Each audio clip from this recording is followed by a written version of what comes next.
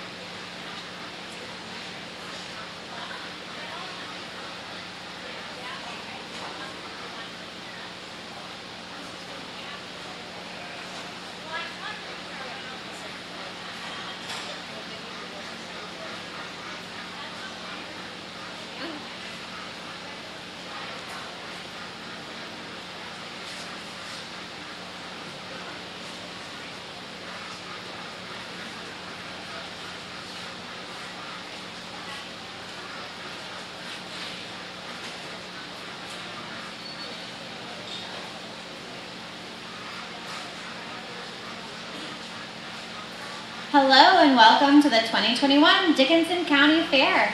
The Poultry Show will get started momentarily. If you are looking for a show program, please check the west set of bleachers on the back row and you'll find poultry programs available.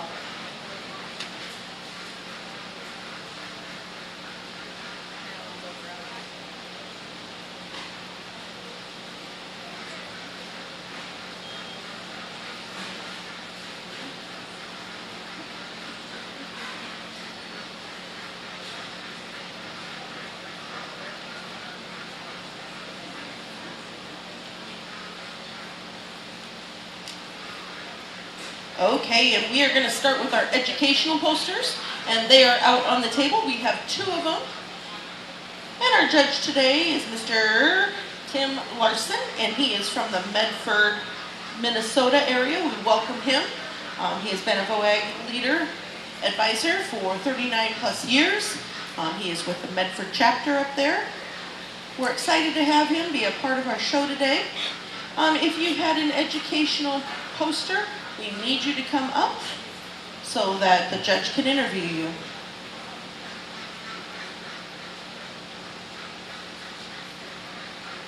All right, so this first poster, one on that for everybody to see. This first poster is research about an egg. So what did you find out? What's your name? Matthew Jackson. So Matthew, what did you find out about eggs? First, the parts of the egg, and kind of that. Not Did you find anything interesting about the egg that you didn't know before your research? I didn't know all the parts of the egg. I did know like a few. Those were the most basic ones though. You mind if I show you which ones I did?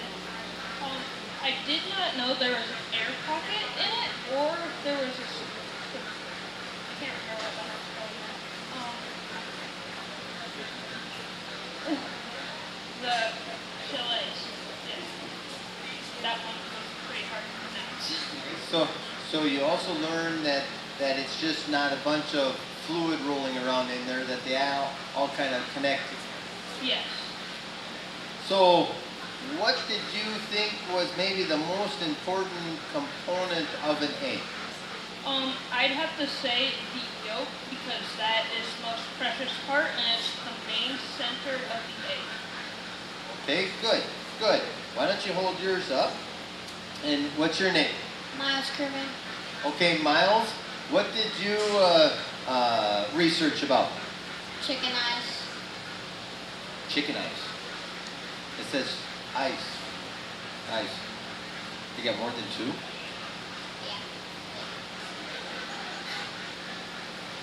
Yeah. Okay, what did you learn about chicken eye? That the common colors are gold, red, brown, and black. And that the chickens can actually see UV light through their eyes. Okay, and it says here that generally chickens' eyes are generally dark until they're about 2 months old, and then what? They like change color or get lighter or what? Yeah, they start to get their color. So like a light color or whatever. So why is it important to know what color chicken eyes are?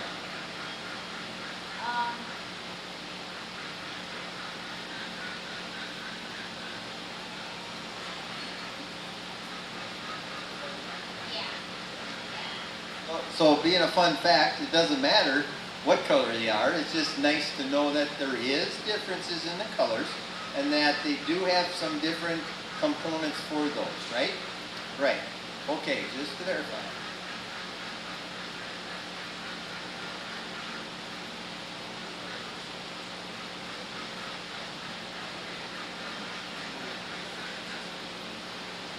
Okay, so looking at the information, and granted, is this your first year? Yes. First year for you? Yeah. Yeah. So now we come into the next component as to construction, education, and what you come up with. Now, as I'm looking at these, I feel that both of them are very important. You know, knowing about the chicken eyes, knowing about eggs and different items that you put together for this. I'm really glad that you guys put together these educational posters for individuals that may not know as much about eggs or chicken eye colors. So that was very good. Compliment both of you. But unfortunately, one of you is first and one of you is second. So in my opinion, looking at the information that both of you came up with, I think you did a really good job. The young man with research about eggs is going to be first this year, and the one about eye colors is going to be second. Let's give both of our educational exhibitors a round of applause, and we'll move into our eggs. Perfect. Thank you very much, exhibitors. Matt Schollerman was first place in this class. It is a monetary amount, so he will get the award for that, and that is $25. And again, that is being sponsored by Dwayne and Shirley Gould Memorial. And second place received $15. So that would be Miles Crewman from the Silver Lakers. So thank you very much, exhibitors. Okay, we're now ready for our eggs. We have brown eggs and white eggs.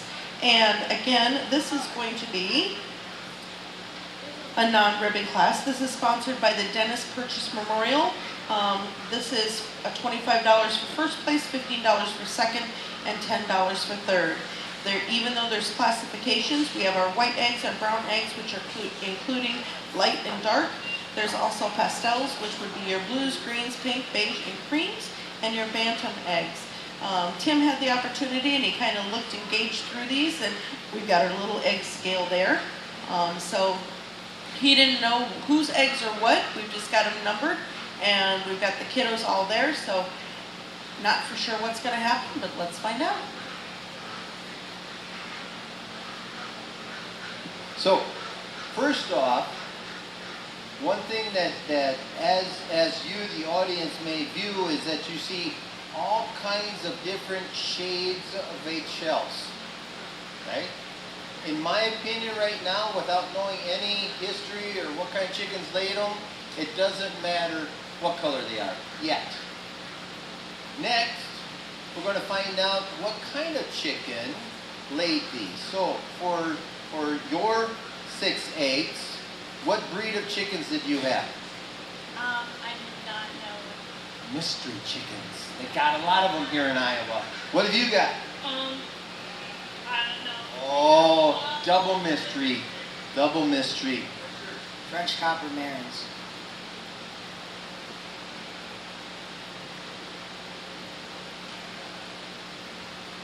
How old were they? The egg. A year and a half. Year and a half. Now just listen to that. These were a year and a half. How old were your hens? We have many hens, and they're all, I'd say about 2 years. Years. Okay. What was your breed of chicken? Gold lace Wyandotte. Year and a half. Year and a half. Okay. What kind of chickens were yours? Cochins. About a year and a half. And what were your chickens? I don't know. Polish. About 2 years.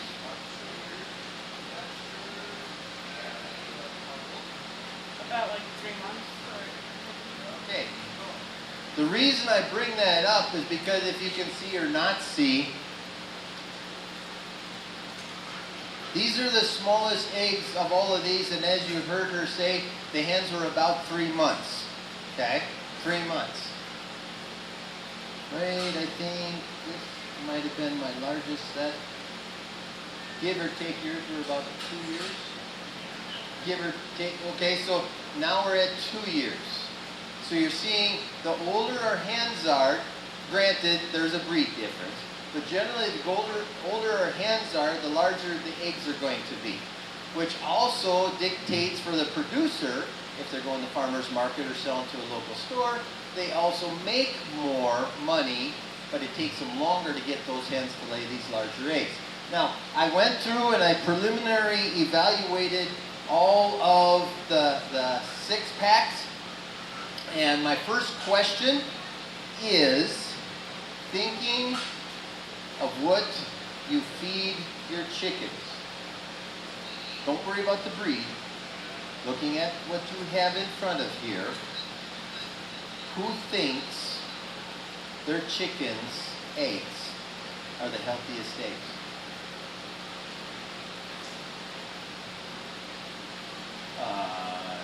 One on here. Why do you think yours are healthier than the other ones here in the class? Mostly because they get to go outside. I don't know if anybody else. I think they might also, but you never know because then they get more protein because that's the main thing is eggs. Okay, so there's one opinion. I'm not saying it's right or wrong, just an opinion. So let's kind of back up a little bit. What, you may or may not know your breeds, which we heard that already, but the main question is, what do you feed your bird, and where are they running around to produce the eggs? They eat corn and layer feed. They're also free range. So they probably get some grass in there. Okay, good point.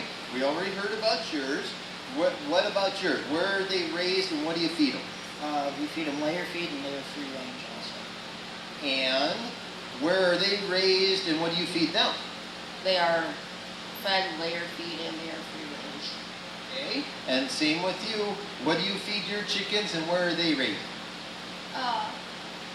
We feed layer feed and soybean meal.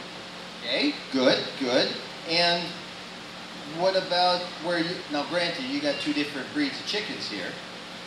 These ones get like layer feed and then they're free range. And this one gets soybean meal, layer feed, oyster shells, then gets beef burger. Okay, so without being overly critical, pretty much everybody, they're chickens, not them, everybody's chickens are fed the same thing, or very close. upset about their eggs? It means technically they're all the same nutritional value. Now some people think brown eggs are better. Well, okay, that's your personal opinion. But unless the chicken was fed something to make them better, like flaxseed or some fish meal or something in the layer ration, they have the same nutritional value. Now, it's fantastic, in my opinion, it's fantastic to see brown eggshells. Nothing against white, but most of the eggs that you're going to buy at the grocery store are going to be white shell. Why? Production. Production. It kind of drives everything. Good, bad, but we like cheap food. Here in the United States, we like cheap food. We can get our white egg layers to produce more eggs per hen in a year than our brown hens. It's just a fact of life and genetics. The old farmer, 1900s, pretty much all the chickens were brown. Why? Because if she didn't lay, she ate real good. Our white chickens, they were kind of skinny, if we could catch them. And so that's kind of our evolution to now that if we want a dual purpose or multi-purpose hen, we're looking at our brown or lighter brown eggs. If we want cheap eggs, we're looking at our white because they can lay more eggs per hen. Our white hens, maybe 260 eggs per year. Our brown eggs, we're looking at maybe 180, 200. Well, that may not sound like a lot, unless you got 500,000 birds in your house, then that gets to be quite a few. So, getting out of the teacher mode, back to the Dickinson County Fair, what the judge like? Well, I saw some differences here. And that's not necessarily good or bad, just some differences. So when you pick out your shell eggs for next year, here's a couple of things to look for. Regardless of knowing what they are, or how old they are, or what you're feeding them, here's a couple of things to think about. One, the number one thing is uniformity. They all got to be the same. And that means, if you need to, get your egg scale and weigh them out. Now, there's a couple of them in here that had some differences on weights. This one down here, because they were the smallest set, had the widest range of weight difference. This one being the smallest egg of all 6 of these right here. It's so small it didn't even hit, it got into between the peewee and the small. Yes, peewee is a grade of egg. So unfortunately, you kind of got eliminated there. Then we're looking at, are there any defects in the shells? Well, one defect, which most of us really would care less about, are ridges. Now, there's 2 physical features about eggs. There are ridges and there are brain loss. I'll think about it. Anyway, these have got ridges on. Now, ridges run across the egg. It's just a physical feature that sometimes the hen gets. It could be a health related, it could be she got excited while she was laying it, but if you look real close at your eggs, you'll see that there's lines running from end to end in the eggs. Okay? That has zero evaluation factor of the egg, but I've got some really good eggs that are all nice and uniform and good looking, so unfortunately, you're out. Now we're looking at, we're down to 4. Oh, 5. I'm not discounting the whites, we're just here.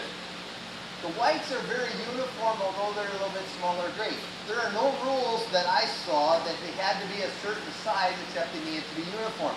The whites are very uniform, but they are smaller than the eggs up here. So now, that means the larger ones or the smaller ones are better. And personal opinion.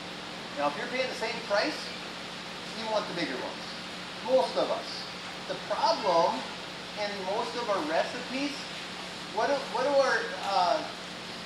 our baking recipes ask for? Is it 1 large egg, right? That means you and you and you just got eliminated from most baking recipes. because these run into extra large weight size. A couple of them are even jumbo. Now, if your recipe doesn't say anything, we're right back in contention. You go to farmer's market, the big push is brown eggs. No, I can buy white eggs at the grocery store. I want to go to farmer's market for something I generally am not going to find at the regular grocery store. So I'm looking at brown eggs. I like the white eggs. The white eggs are also the hardest to put together a uniform set because they show off the most defects the easiest. There's no defects on these. There might be a couple of slight blemishes, but they're not bad. They're still in the running. Light eggs right here, if you look at these and you kind of have some shadows with the lights, so then you have to turn them around, you'll see that we have a little bit of color variation. You see that? Well, they're not all the same color. Judge has got to get picky. Sorry. You're out. Now we get down here. I still have you in contention. We're looking at these three sets here. All right, put you guys on the spot. Which is the best? Which is not best? If you were the judge, which one would you pick as being the best, or which one would you eliminate because something is off? Color, size, whatever. This is a two-part. That's the one thing that I get yakking too much sometimes in classes. You're supposed to learn instead of just bring. Okay? So if you can't learn to help you improve for next year, you're kind of missing out of some of the joy of being at the fair. So looking at these, which would you, now forget yours, which would you pick? What do you think's the best one? You think that might be the best one? Forget about yours. Which one, looking at these, what do you think is the best set of 6? Okay? Looking at them, what do you think? Okay? I would tend to agree a little bit that this one tends to be just a little bit slightly above these here. Okay? Now looking at these two right here. Looking at these three right here, which one would you eliminate? Yeah, which one would you get rid of? Now looking at them, you would get rid of that one. Why? Smaller? I know True? Right. Larger egg. Sure. What would you do? Eliminate that one? Kind of agree with that one? Okay? Yeah, there you got to put in your 2 cents to help support yourself maybe. Which one of these would you eliminate?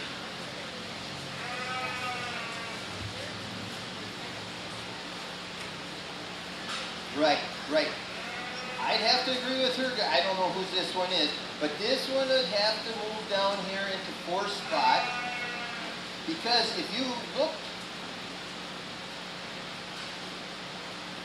physically at the eggs, you'll see that they're not all physically the same size. Okay. You're out. Okay, or that person, or what, yeah, okay.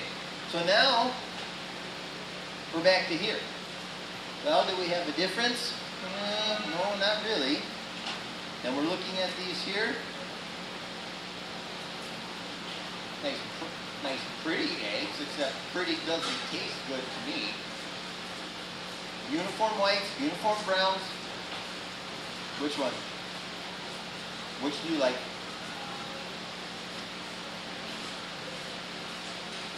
Okay. Yep. True. Good. Okay. What would you say? This one's better or this one's out? Out? This one's out? What do you think? Now don't be bashful.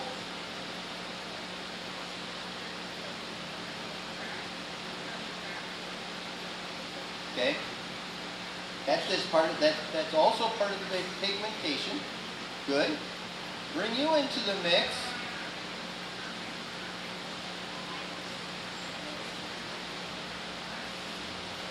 Okay, here again, we're back to personal preference. Okay, we like the larger because just like the larger ones. Those are a little bit smaller. Yes, true, it's a little bit smaller. I'd have to, not because of size, but be just kind of looking at these here. The whites are going to be third, the set of browns will be second, and she was an easy top to be top of the egg class. Any question, regardless of whose they are, any questions about the egg classes or what to do or change for next year or anything? This was good. This is good. Let's give these egg exhibitors a round of applause and move to the next slide. Okay, I've got to get the name of the second place kiddo that got the second place. Your first place and a monetary. This was again by the Denny Purchase, I believe. Denny Purchase Memorial, $25, and we will get that distributed at the later date. Jaden Baumgarn was our second place person, and he is from the Silver Lakers. Kate Schulman again, the Milford Pioneers. And third place was Brianna Swenson from the Milford Pioneers with her white eggs. Thank you very much, exhibitors. Again, the Denny Purchase Memorial gave the sponsorship of 25, 15, and 10. So thank you to them. Great learning experience. Did you guys learn something? Learn something about eggs and how they're judged? Okay. We have our processed broilers. We've got to let Tim take a look at our projects to come up. It looks like everybody got a blue, but we got to figure out who got the purple. So exhibitors, if you want to go ahead and take a step to the table that had our processed broilers. In Dickinson County, we choose to have the kiddos get the birds, and then we process the birds before fair. One year when I originally kind of started helping in the poultry area, we brought in the birds and it was excessively hot and we lost a few too many. So at this point in time, it was easier for the kiddos. They get their birds. They're all the same birds, the same date. They decide what type of feed they want to give to them, what their ending date was. Baumgars donated to each kiddo 10 birds, of which we ask that they bring back 2 pens of 3 if they can. Lord help us that they were able to survive at least 6 birds. The processing then they pay for, and then they have a sheet that they go through and give us information, which what is Tim looking at. We had an initial judge kind of go through and gauge everybody received a blue ribbon for them. But he's got to decide who our purple ribbon exhibitor is for this project area. So with these kiddos not having processed birds, or not having birds here at the fair and just having their chicken dinners per se at home, we hope that they're enjoying their birds. These guys also have to come back and show showmanship. And with that being said, they're going to have to borrow a bird if they do not have birds in the barn and they only use the broiler project there. So we will see these kiddos back.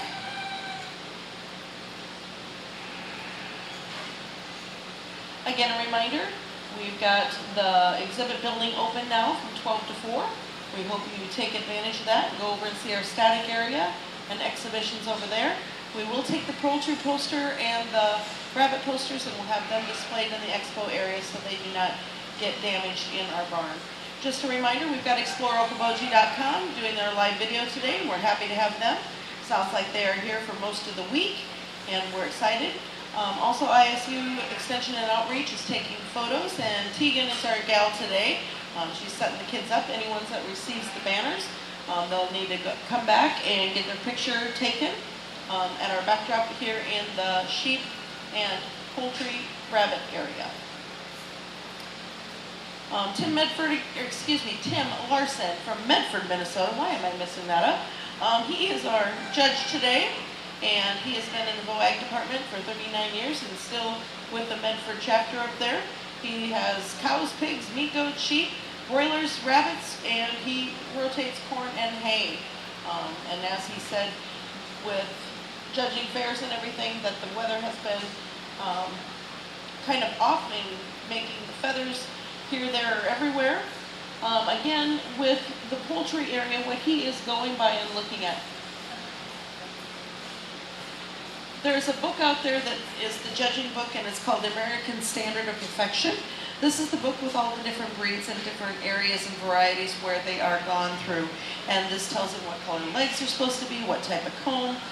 They have more of a cartoon-like picture. The kids kind of go with this. If you go to Baumgart's and everything and get like a sapphire gem, that is not in this book because it's not a recognized breed with the American Poultry Association. So then that becomes a hybrid breed because it's been crossed with different breeds to get the sapphire gem. Also something to consider and think about, when we were talking about eggs and everything, the kiddos can make an herb garden for the chickens or their guineas or whatever the case might be. And one of the things that they can have in it that the chickens really enjoy is like basil, cilantro, dandelions as long as you haven't sprayed them, dill, marigolds, mint, marjoram, oregano, parsley, sage, tarragon, and thyme. There's also other ones like rose petals, bee balm, violets. These are the ones that are edible flowers, but the chickens like to nibble on them. So I have a kiddo that I was helping with in the poultry workshop over in Emmett County, and she made actually a chicken flower pot, and she said she's having a hard time keeping the heads on her marigolds because the chickens go over there and they love the marigolds. So that's something exciting about that. But looking at the marigolds does help to give the orange color to the yolk. So if they eat a lot of the orange marigolds, your yolks are going to be a little bit more orange. Dandelions can also help contribute to your orange yolks, as well as they are a laying stimulant that's high in calcium, and it gives you a little bit stronger eggshells, like the kiddos are talking about having eggshells and calcium in their feeds. This is something that's very good for that. Cilantro, it's an antioxidant, builds strong bones, while it's being high in vitamin A for the vision and K for the blood clotting. And the kiddos that brought chickens and ducks and geese, they had to bring their chickens in and have a Poultry blood draw. What this is a clotting thing that we take a little bit of blood and it is laid on a slide, and she puts some antigen on it, and it tells us whether or not they have the Poultry. And if they do, it's going to turn to cottage cheese, otherwise it just stays the way it is. But this is something that all the fairs have to do, and our broilers did not have to do it. So, looks like he's got it weeded down, so see what he comes up with.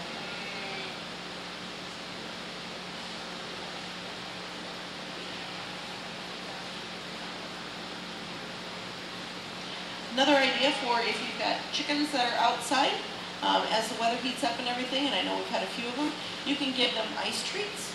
If you have an old ice cube tray at home, you can clean out butter dishes or butter tubs, cottage cheese containers, and add some small vegetables such as peas, corn, chopped carrots, cucumbers, and squash, or blueberries, cut up strawberries, strawberry tops, and melons, violets, anything like that. Cooling herbs like mint make the treat even better. So if you just put those into an ice cube tray, freeze them up, you can pop them out, and they've got something to kind of nibble on and kind of keep them occupied. Because chickens are curious. Chickens like to go wherever and find whatever out there in the garden.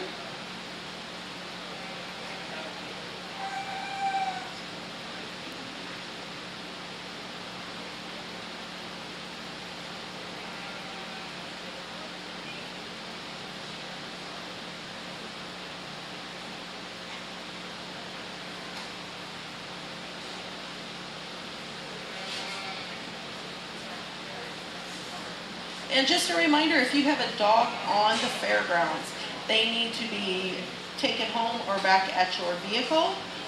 They cannot go through the barns. They cannot be around the animals.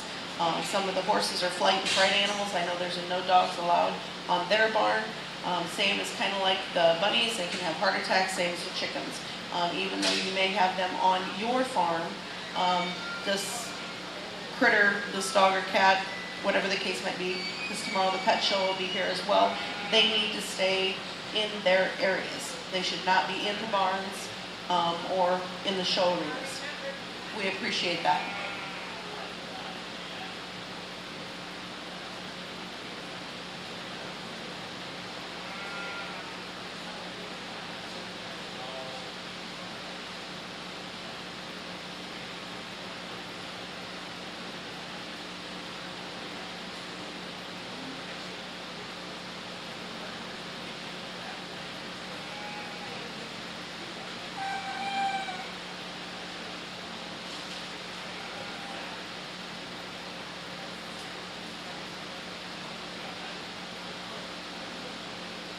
Okay, with this class, it's a little interesting for the audience to try to figure out or see how can the judge determine the best chickens from other chickens when there's no chickens in. Magic wand, crystal ball. The right answer is records. And that's very important. It's not just in the poultry, it's in everything. If we don't have records, we can't tell if we're making a profit, if we have a loss, or whatever. Another thing that would make a suggestion in regards to of where I have you in the piles is that complete the records. Most of you did a really good job in entering what they got fed or storyline or information, but you forgot to figure out your total. You just said that you had a profit or you said you had a loss, but you didn't say how much. Okay? So, my assumption is that everybody started with the same number of birds. Is that right? Okay. Unfortunately, not everybody ended up with the same number that you started with. There was some complications. What they were is some of you put them in your records, and that's great. Some of you had a loss. Some of you had a profit. The previous judge gave everybody a blue ribbon. Okay. If I could do that, I would, but I've only got to pick one of you as the best this year. I think most of your projects that you have out here are very good. I'm looking on the financial side, and if I'm going to raise broilers, I got to make money at it. Right? I don't know about you guys, but I've only got so much time in the day, and just doing something to do it as a hobby, raising broilers is probably not the hobby I want to do. I mean, hey, if you guys want to do it, somebody's got to. That's great. All right? The judge gave a blue to who is Bridget. That's me. Okay? Do they get these back? Okay. So Bridget, you got a blue. Congratulations. Who is Maddie? Okay? Maddie, you also got a blue. Congratulations. Who is Mallory? Great, another blue, congratulations. Then we have Clayton. Clayton got a blue, congratulations. We have Matt. Matt got a blue, congratulations. And Kate got a blue, congratulations. And that's just extra notes. Now, I eliminated down to 2 individuals. By way of the project records. Now I need 1, right? Unfortunately,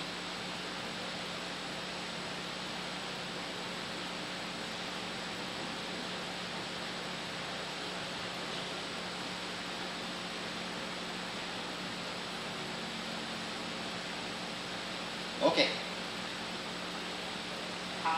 It was very confused, tough. It was tough to come up with because they both had a profit. It was very close in their overall margins. But this year, Miles,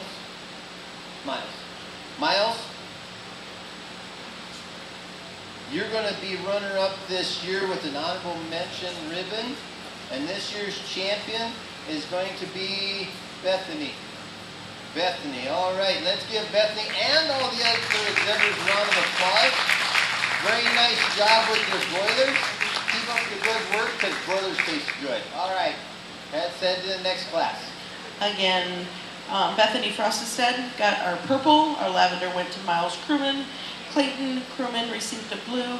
Maddie Lortz received a blue. Mallory Lortz received a blue, as well as Kate Scholderman received a blue, Matt Scholderman a blue, and Bridget Tritle received a blue. Thank you very much, exhibitors. We are now ready to go with our American Breed Classic. Brianna Swenson.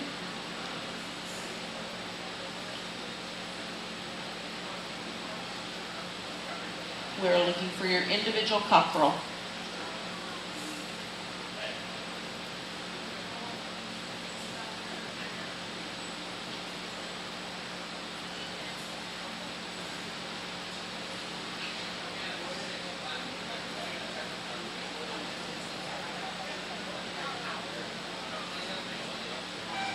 We just have one in our first class.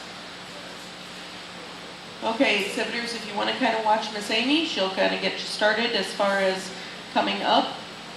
And we'll be looking for our individual pullets next.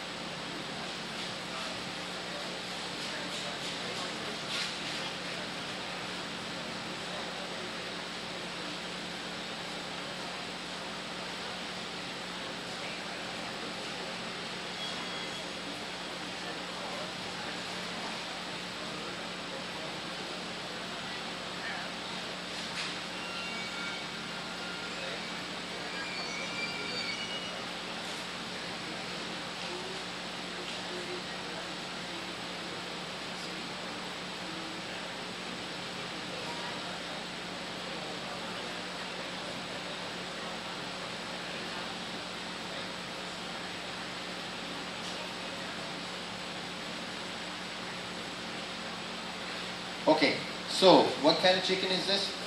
A nice gold wind-up, And what type of comb does he have? a rose comb. How does a rose comb look different than that pullet single down there? Well, the single is just straight and it goes up. A rose comb is either like a kind of crumple that goes sort of in the same direction as the single, or it goes flat like this one and kind of goes upright. And you said he's about 3 months old, and because he's not totally mature of sorts, he's not feather grown out yet. He still needs a few more flight feathers to fill out from behind. Overall body structure and strength, he's very straight and clean and well deserving of leading in blue ribbon class. Let's give her a round of applause as we bring up our pullets. Got it? Okay. And she was a blue ribbon, is that correct? That's Brianna Swenson. Next we have up is our pullets. Individual pullets. We're looking for 6 birds in the class.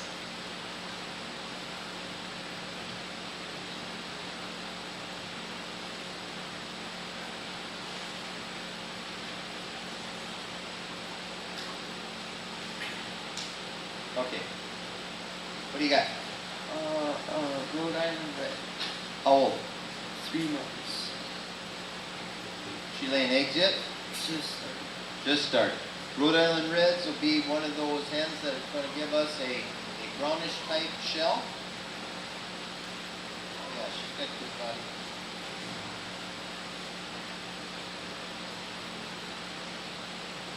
So why did this one come to the fair and the other one stayed home? I was mostly looking for the body shape, like how developed it was. Good, good.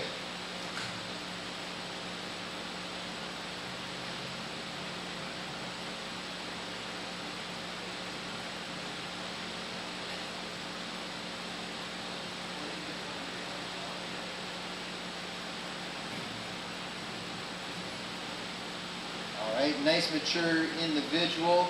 We're getting to the next hen. What breed is this one?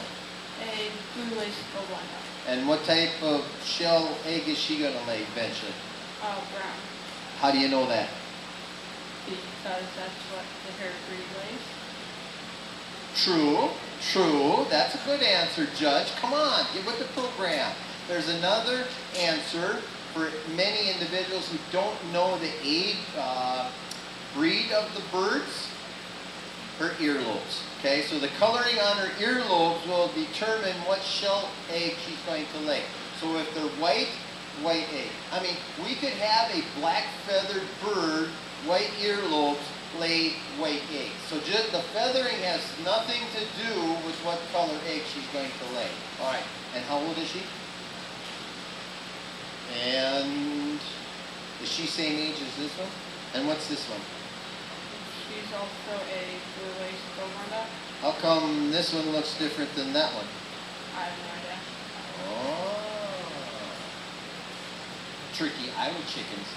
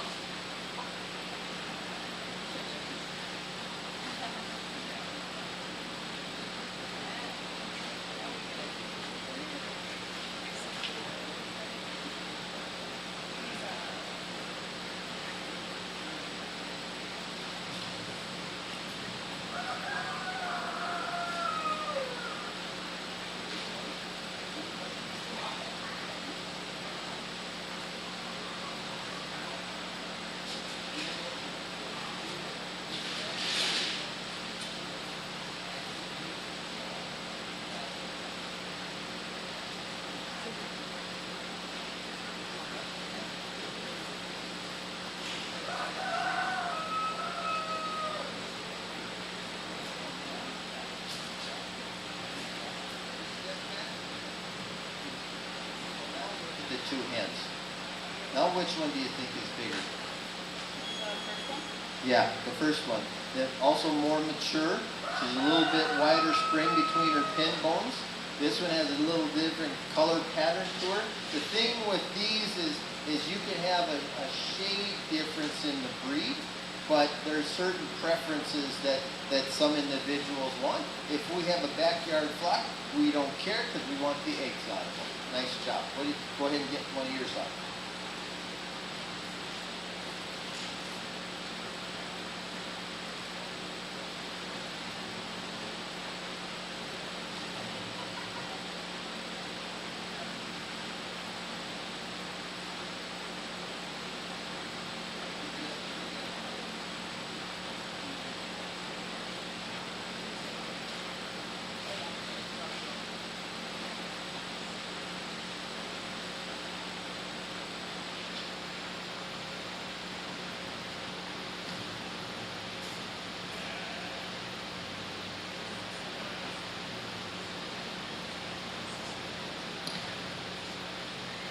So what are these?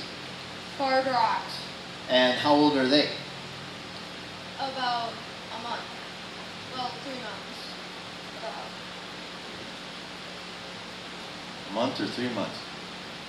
About 3. Okay, that's a little better. I'm thinking, jeepers, they grow fast for a month old. But yeah, no, they're 3 months. Okay? Which one of these two hens is the better, more mature hen? The one I've got or the one in the cage? The one you've got. Good answer. All right. I'll tell you about the coaching later. Okay, why is this one better than that one? Laying, Yep. and it's got better coloring on its feathers. Okay.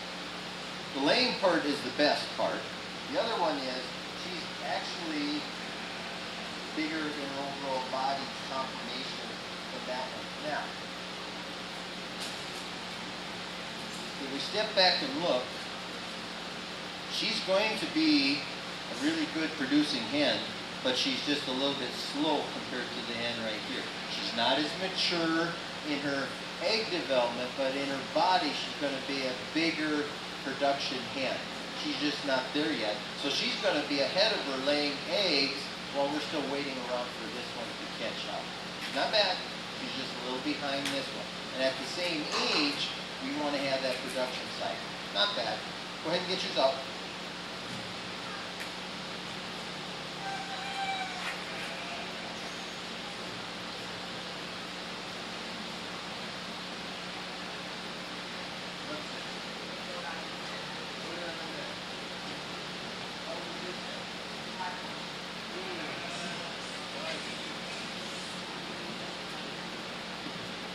Okay, what is this? A Rhode Island Red. And how old is she? 5 months. Is that good or not good or what? Good. That's what I'm gonna say. It's good. Yeah. Okay. Why is she good? Well, she just started laying and she is kind of free range. How do you know she's laying?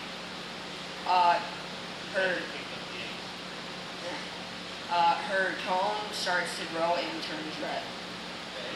Alright. What kind of comb does she have? Single. Single comb. Alright. So something else that she has a little bit more than the others, she's got great body size. And when we're looking at that body cavity, we'll put her hands around the bottom of the heel bone, put him across here. Now we're going to have some differences because of the breeds, but she's also, the width between the pin bones, she's also one of the more mature hens that we have in the class today. Okay. So we have all blues, all very good production or potential production hens that we have here today. The one that I like the best for first in class is going to be the individual right here, right? Did I say this is better than this one?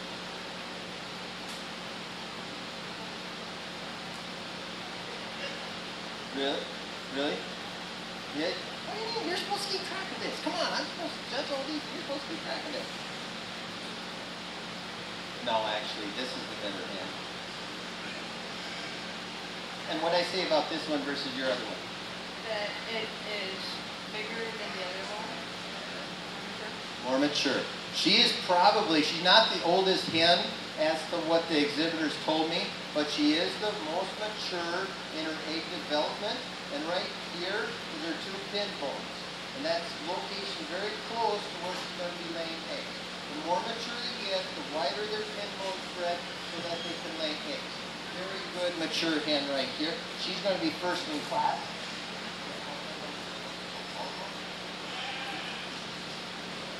And Tim, was that blue or purple? Yep, this is purple. Purple. Yep. Just, okay.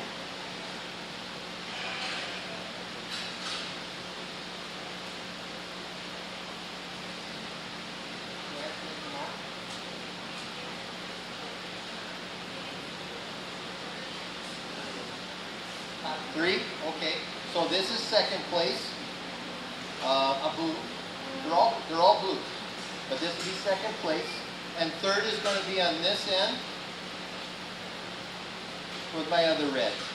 Although you're getting a blue, okay? So blue for everybody. Any questions? All right, great. Nice job. Let's give them a round of applause. They're taking their hands out and we'll bring in our next class. Okay, so your first place purple went to Brianna Swenson. Second place blue went to Clayton Crewman. Third place blue went to Jostin Baumgarn. And then the remaining blues were Brianna Swenson, Caden Swenson, and Caden Swenson. Thank you very much, class. And just a reminder, you will need to bring up that for the overall.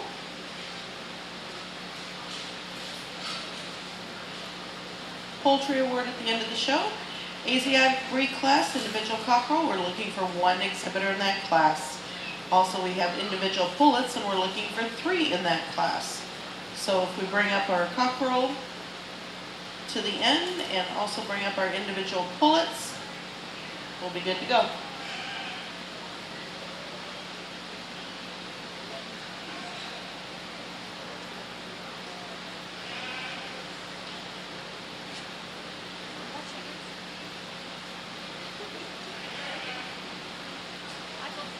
As you look at giving treats and stuff to your chickens, something that you do not want to give them are avocado pits and the skins, undercooked beans, dried beans, rhubarb, moldy and rotten foods, and things that are very salty. Some treats and stuff that they will enjoy would be like mealworms, corn and wheat, different things. They can have like 2 tablespoons of treats, but no more than that. And a chicken has over 350 taste buds, compared to us where we have 10,000 taste buds. So kind of some information there. 90% of the feed should be a complete feed for your chicken, and 10% can be a treat each day. Generally, if you have like a free-range bird, there might be 4% bugs out there and 3% seeds. If you give them fruit like watermelon, they like the things that are more of a watered fruit. Watermelon is a good source, and you can also freeze it and give it to your chickens.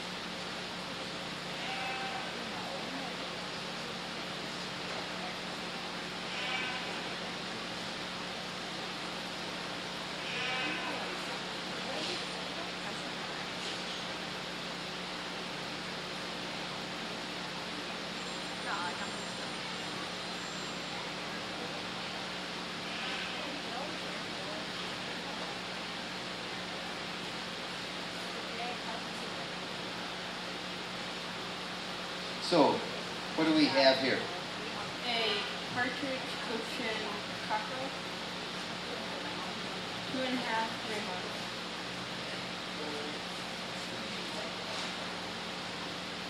I like his comb. It's really straight and upright and bright and red. He also has more tail feathers than my other two did. And he has a nice like iridescence to his feathers and doesn't really have a ton missing or like broken or anything. He just has really good feathers. Change him at all. He's still growing. His feathers aren't totally grown out yet, which is fine. You can see around just behind his comb and up around his head, he's got some feathers that are growing out, just not done yet. You can see right in there. See those? Okay. So eventually he'll mature and grow.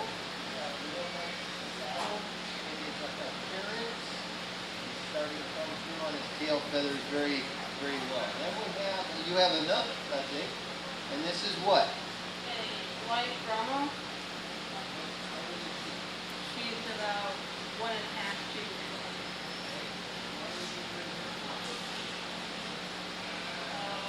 Because I don't know, I wanted to. That's good enough reason. Okay. Overall body conformation, she's fairly well balanced. I'd like to see a little bit more width across her top right here. She seems just a little bit pinched before her tail set. Now, as to her maturity, you can tell that she's at or near full egg production because she's got about a 3.5, almost 4 finger width between her pin bones. The only thing I would change there would just maybe balance her out just a little bit more. So there's only one niche. 2 more. But these are it.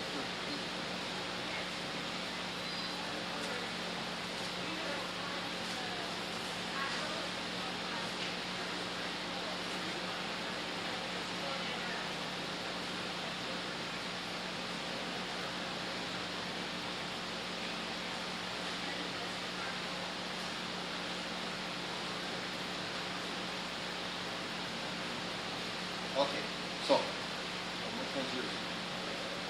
This one? Okay, go ahead and get it up. You can get one of yours out.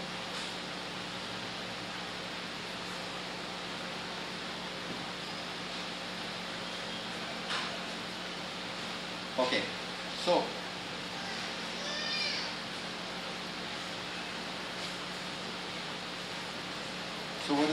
what kind of pullet is this one?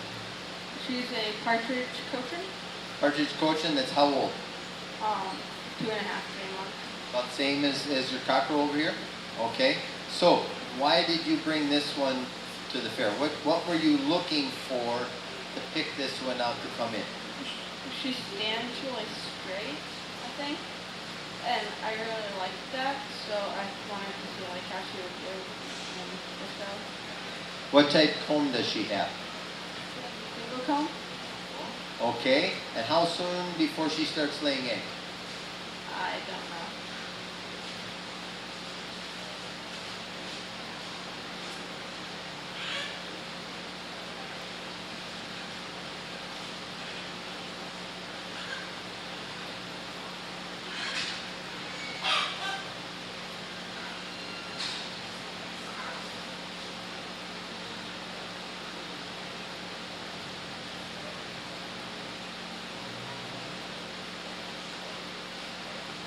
So she's not quite as mature as the male is. Doesn't have to be, just what it is. She's a ways off of egg production, so she's a little pinched in her fin bone. Nice, healthy eye appearance, straight comb, good body conformation. She's just a little bit immature at this point. And that's not a bad thing at her age. But she's growing well so far. All right? What do you got? A pullet coaching. Oh, you mean the food? Yeah, What's that? same age as mine. Pullet coaching. Which one's the best one? Out of my two or out of mine and hers?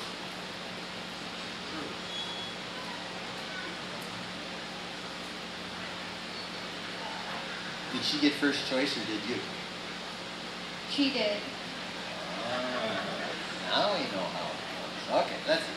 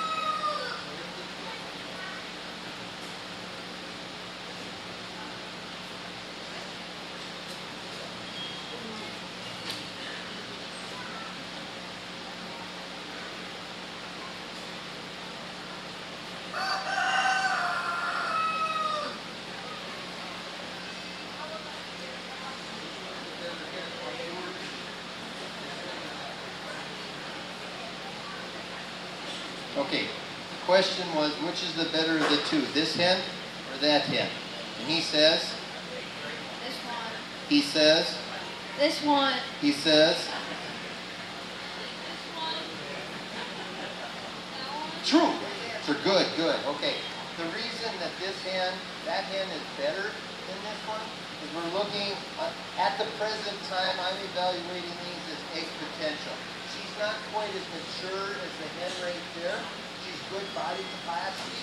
She's going to be a great egg layer in your future, but she's going to be kind of the egg layer now. She's going to be the egg layer eventually. Does that make sense?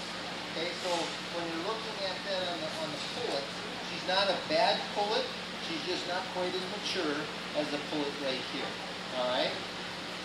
Between the two pullets right here, she got first choice, but I think you lucked out with the better female. Okay. So overall, all three of these are blue.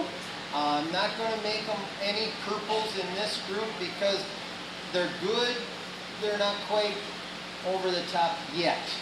If you guys had a couple more weeks, these would be way different than they are now.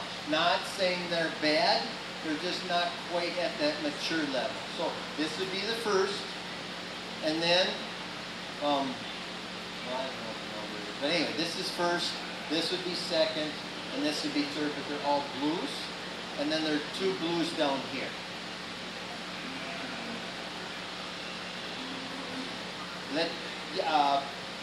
Yeah, they can take them back, right? Yeah, okay. Let's give these exhibitors a round of applause as they're leaving. We'll bring up some more. Okay, at the very bottom of the page, I missed it. Brianna Swenson came in with first place blue with her hen light Brahma. And then we flip the page and we go to the cockerel. Brianna Swenson had a blue with that one in first place. Caden came with the first blue. Second blue went to Brianna Swenson, and third blue went to Caden. Thank you very much, exhibitors. Now we're going to bring up our English class. We have one in the English class. And then please have your Continental breed ready to go. Continental individual hen, please have that ready to go.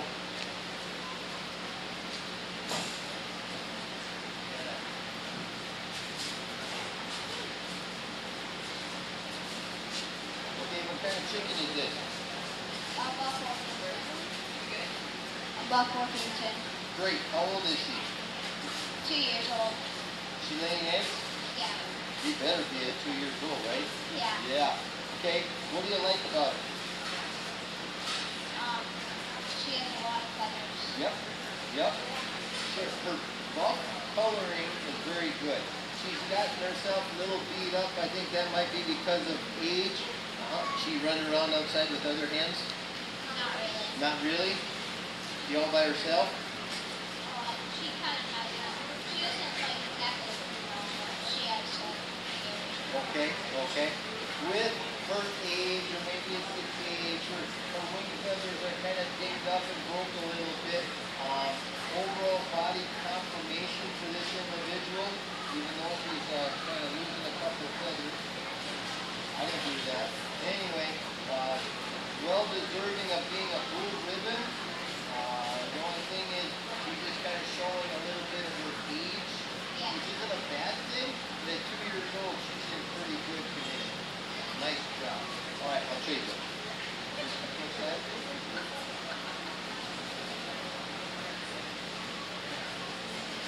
Who's next? Oh, okay. Yeah, he's a blue. Yep. Yep. Give it back. So.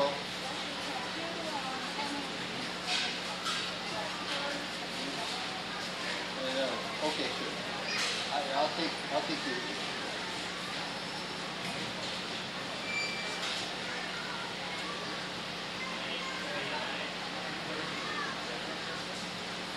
French Copper Marins, How old is she? a year and a half, And what type of a phone does she have? single. And what kind of coloring? Those who don't know much about the breed, what kind of coloring is it? Is this typical coloring, or is it going to have more black, or on neck here, or what? She'll have more black on her body, more copper towards the neck area. Okay, okay. Got it. And her feathers are pretty good and going out. Good tail feathers, good body fat, nice and mature. No busted tail. That's good. What do you feed them? Layer feed. How many do you have? Just this one. Just this one. So boy, you lucked out with a nice specimen. The only thing that stand up. Come on. There's it. Okay, fine, don't stand up. I would like to give her just a little bit more balance between her neck. You know, see, she kind of chops right in there, and then I'd like to just balance that just a little smooth, but that, you know, I'm getting picky, but she's a good hen. All right, get yours out. What is she? A white crested blue Polish. So she's a crested Polish. Okay. How old is she? Year and a half. Year and a half. 2 years.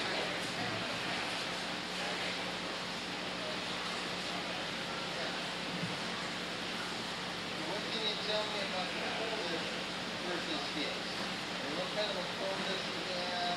What's the skinny going on with the head? Stuff like that. So she has a bead comb, which is basically like a bead at the top of her head. Sort of. Then she has a crest, so she's a crest Polish. And she's a white crested blue Polish. So her crest is white, but her body is blue. You have to post on our Facebook page too. It's either Sports Link right here or also YouTube. She total has 8.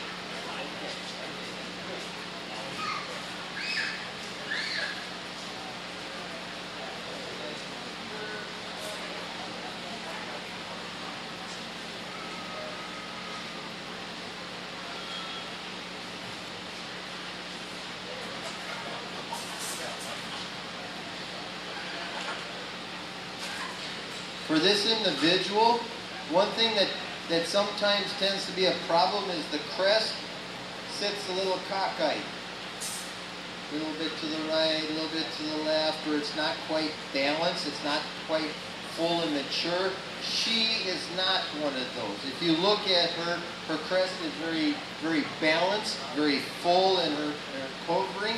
I would like to maybe make her just a little bit more white on the crest. She's going to have a little bit extra bluing in that front, which isn't a bad thing. It's just my personal preference. I'd like to have a little bit more white there. Both of these are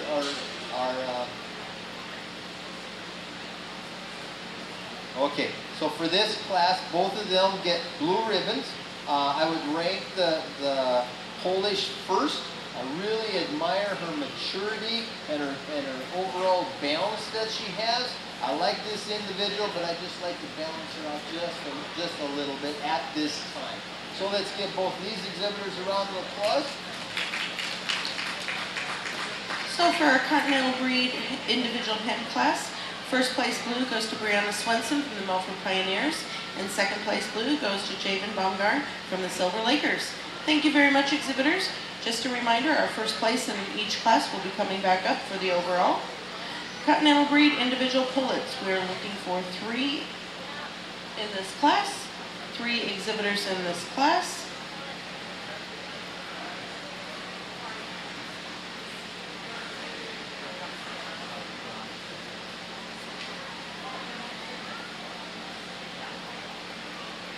Then class number 116, all other standard breeds, individual pullets.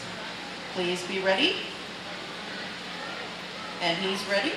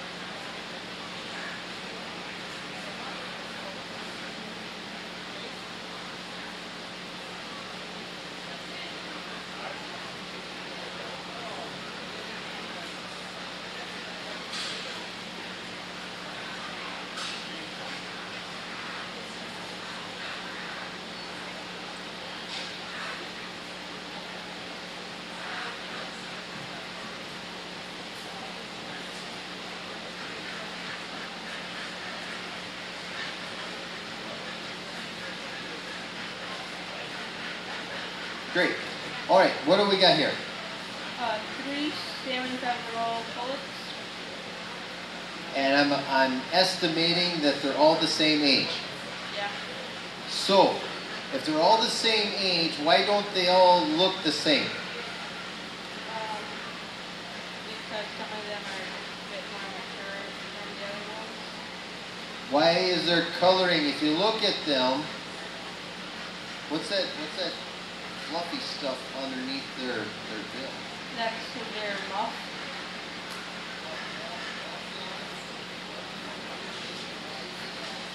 It's muff, and it's just a characteristic of the breed. Good. Okay. Which one of these, okay, are they mature or are they getting there? They're getting there. Yes, they are. Because if you look, if you can see as they're turning around from the audience, their tail feathers aren't quite grown out yet. Their overall body condition is very well balanced. If you were to look at these, not touch them, well, you touched them, we won't take that. Of these three, just looking at them, which one do you think is the most mature body condition? Don't consider the feathers, just body condition. Which do you think is the most mature? Yes, right, the middle one. That's the most mature one of the three. She's got more body capacity. Egg production maturity, they're about the same. This one from the audience might look like she's the biggest. She's got a lot of feathers. She's actually the smallest of the three. You get your hands around the heel and the top of the back, and she's actually quite small in her overall conformation. The two individuals right here look very similar in their color pattern. In my opinion, this is the most mature of the three. She's just a little bit larger in her body capacity and size. And so that's a difference that we have to take into consideration. Even though they're same age, something to take into consideration. All of them are basically feather-wise pretty close in balance. They just need more room to grow. That's not a bad thing. That's just what we are here at the Dickinson County Fair. So this individual, this is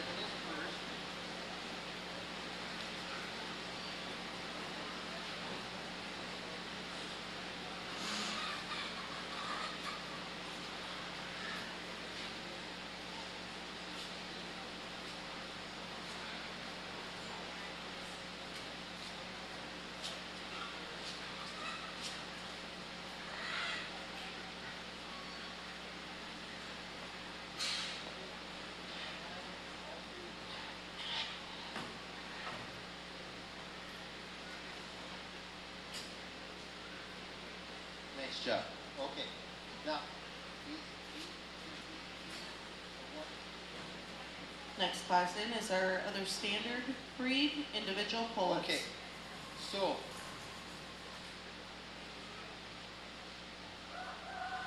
did one of them fall in a mud puddle on the way to fair? No, Well, how come that one's so much darker than that one? that's just the colors they are. That it's a color variation within the breed, right? Yeah. Yes. So how old are they? About 4 months. They look like they didn't shave. What's that thing underneath their face? It's a muff. And that's a good thing? Yes. Why? Because it shows that they're purebred and that they aren't mixed with something else. Yes. Yes. Okay. So just looking at these, not handling them, which one's the? Wait a minute. They got green feet. Yes. Aren't they supposed to have yellow feet? I mean, they're chicken. No, Americanas are supposed to have green. Yes, that's one of the characteristics of these. Okay, so you get that one, I'll get this one.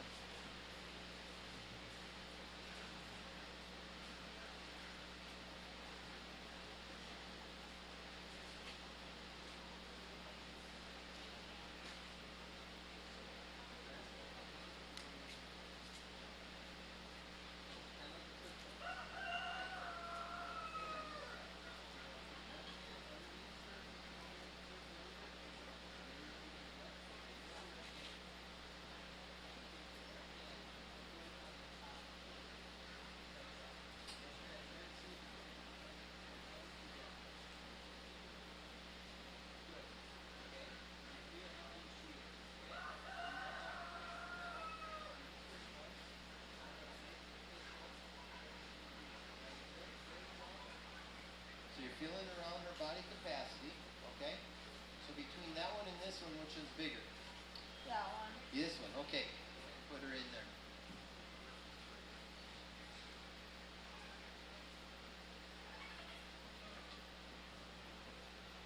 Again, if you're in the audience, you would probably think the darker of the two is the bigger pullet, but actually the lighter one right here is the larger capacity, a little bit more mature individual.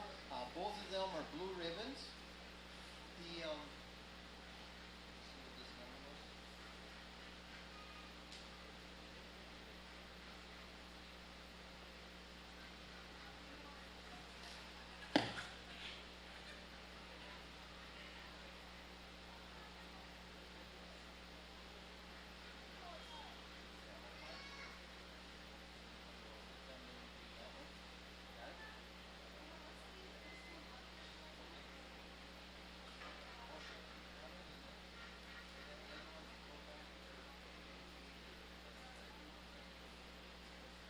Sure, we can, yep, we can, sure. Well, let's give them a round of applause. These leave them when they're lined up for the champion. Caden Swenson had first blue, and Caden Swenson had second blue. So we will leave our first place out there, and we will bring up all of our overall blues for the first place in the class. So if you had a first place in class, please bring them up to the table now.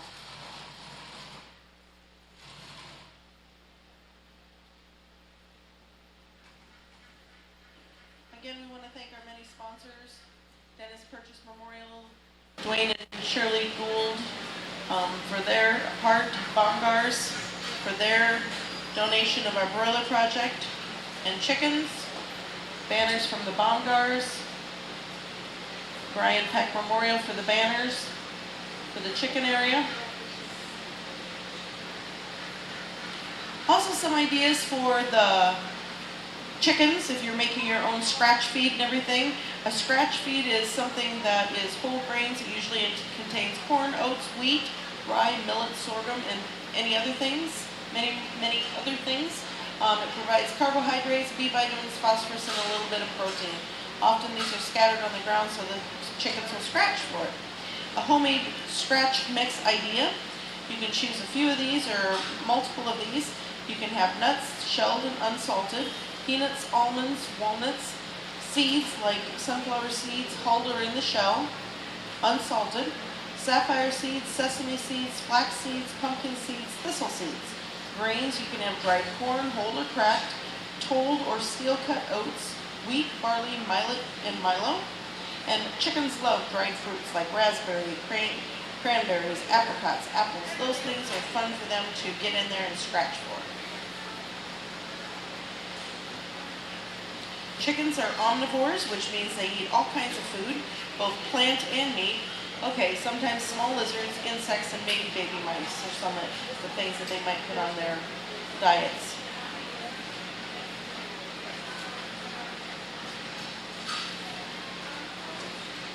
And layer crumble is generally a 15 to 19% protein.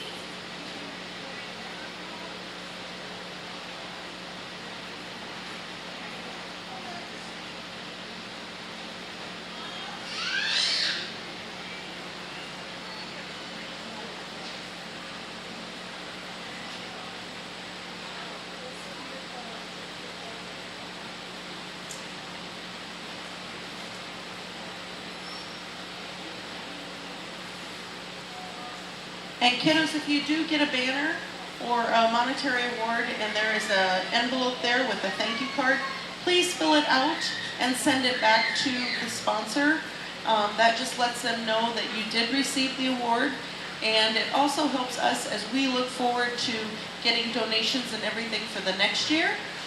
It helps us as far as going back to that person and asking for that donation. So if you go into Baumgars, make sure that you thank them.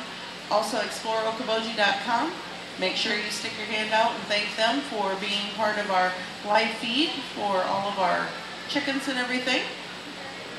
And the rabbits that they did. You got a chicken down here doing the chicken dance. It's kind of cute.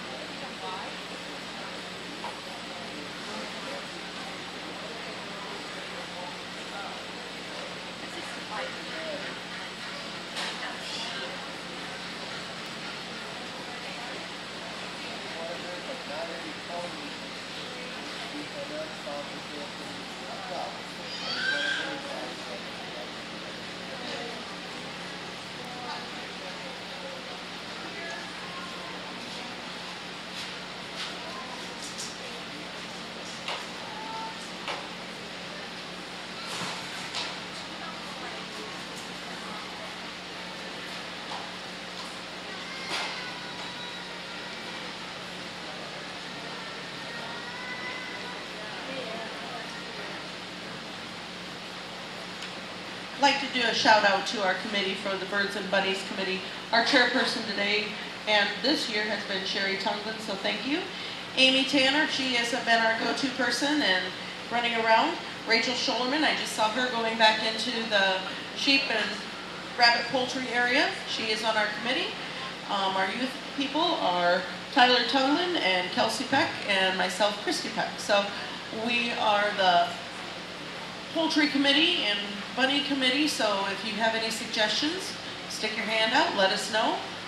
Always up to suggestions, and we're learning as we go with this as well. Kay Swenson is with us, and she is our Dickinson County Fair representative. She is our liaison and helps us out, and is our voice on the fair board, so we like to thank her as well. Also a shout out to all you parents. We appreciate all that you do for your kiddos. This is a great opportunity for these kiddos. I've learned a lot today with the eggs and everything and how Tim went through and judged them and made the overall assessment. So it's been fun learning all these different ones. Even though we're down a little bit in numbers, this is a tidal wave and we'll get back up there in numbers again. But check it out and ask the kids questions about their projects because we'll be more than happy to let you know what's out there.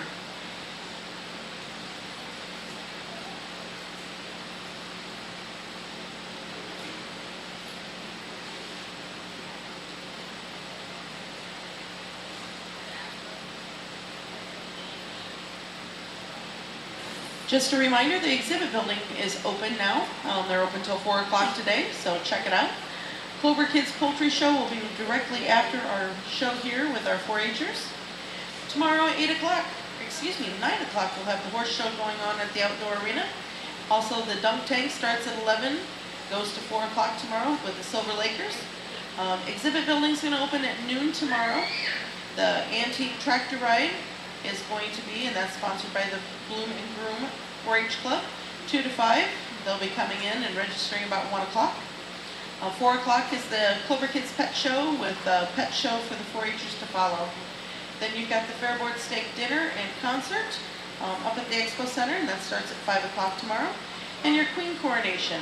Alexis Nielsen is our 2019 Queen, and she has done a great representation and handing out ribbons today, so we thank you for being over here and being a part of that. Monday we're going to start with the sheep show at 8 o'clock. We've got the Clover Kids Sheep and Goat Show there about 9:30 or following the sheep show. 10 a.m. is the goat show at the indoor arena, which is where we are. The Silver Lakers are going to have a lunch that day from 11 to 1:30. The exhibit building's going to open at noon again and be open till 7. Farm Bureau Virtual Combine will be over there in the Expo Center from 2 to 5. And then your beef producers are going to have a dinner from 5 to 7, as well as the pie and bucket of junk auction at 7 o'clock. We invite you all over there.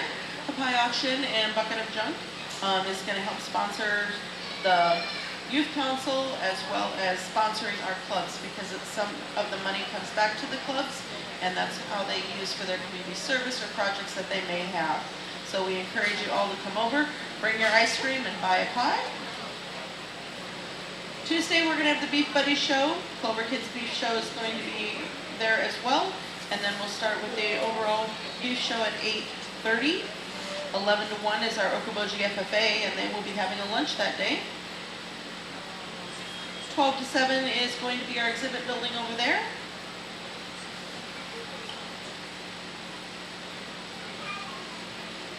Now, it's always fun and challenging when you come to a fair and you have a wide variety of birds, fantastic projects that the individuals bought. The unfortunate thing is they're all winners, but we got to have one overall winner. In my opinion today, and that's my opinion today, I like the young man's exhibit right here. I really like the overall body depth and conformation, maturity of this female, and I think she's very good representative for first of this group. The reserve in this group is coming right down here to this female. Sorry guys, not against you, but I mean the guys. They're just, the males just, in my opinion, need a little more maturity to beat out the hens this time, and this is going to be our reserve champion. let's give all three of these exhibitors of these projects they brought up for this class a round of applause. We'll move into our next class. So your top poultry today in getting the banner is going to be Caden Swenson. And Caden had his Asiatic, and it was a pullet. And then we have Brianna Swenson with her American breed. And hers was also a pullet. Pullet, blue lace, golden, why not? Thank you very much. Congratulations, exhibitors. We're now ready for our large fowl other breed, other purebreds.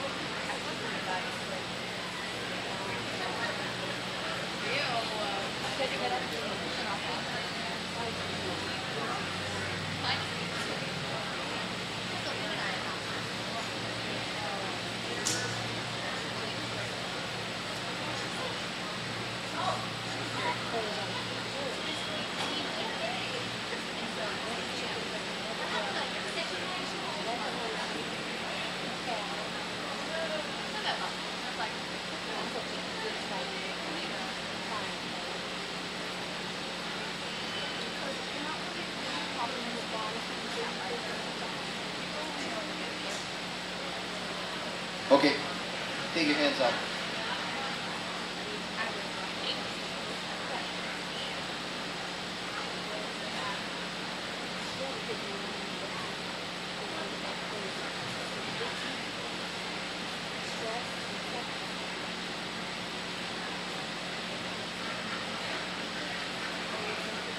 So next we have the non-standard class, and depending on whose opinion or whose validation, verification, answer you want to listen to, a lot of times these are breeds that either other poultry producers have not agreed to allow them into the standard. They're a hybrid. They're developed specifically for a certain project. They're not necessarily a pure line, but they may have had pure lines to develop them or multiple lines. So there's a wide variety of individuals that could fit into this class. We have 3 individual exhibitors here that are going to tell you, me about their females, and then we're going to evaluate 1 to 3. So we'll start on this end. What have you got? I have a red sex-link. And what is its claim to fame, or why did it not make the standard? It is a layer brown. Round shell hide lead. So, okay. So, how old is she? 5 months. 5 months. So what's kind of something unique about her breed? Is she all going to look like this, somebody slathered white paint, or what's the deal? Yeah. Yeah, pretty much. You're going to have mostly a brown mottled body with flecking of white, usually cresting around the neck, possibly the head, but they're a hybrid brown egg layer. They generally will lay more brown eggs than other brown egg laying type pullets. What kind of coat does she have? Single. A single. Is that a good single? Yes. Is that a good single? No, No, good answer. Why? because it's not completely straight. Right. We'd like to see him a little more straighter. How many points does he have? How many definite points? 3, 4, 4. We're looking for 5. She's got 4. We could maybe get 5 out of there, but she doesn't have it on her phone. That's nitpicky, right? No, to me, combs are for appearances. Combs don't make eggs, the hen does. Alright, we're going to trade again. And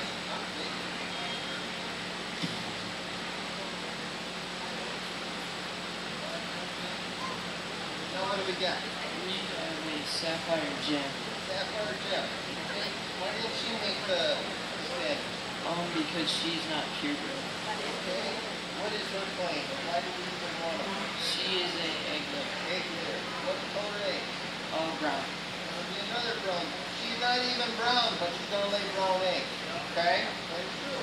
Right? Now we're looking at this. How's her wing development? Pretty good or pretty good? Pretty good. Yeah, good answer. What about this one? Pretty good. Pretty good. Okay, let's put feathers on this wing. What are they? Primary, secondary. We're going to go first there.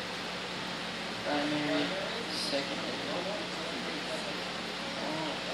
That's secondary. Well, what's the feather in between?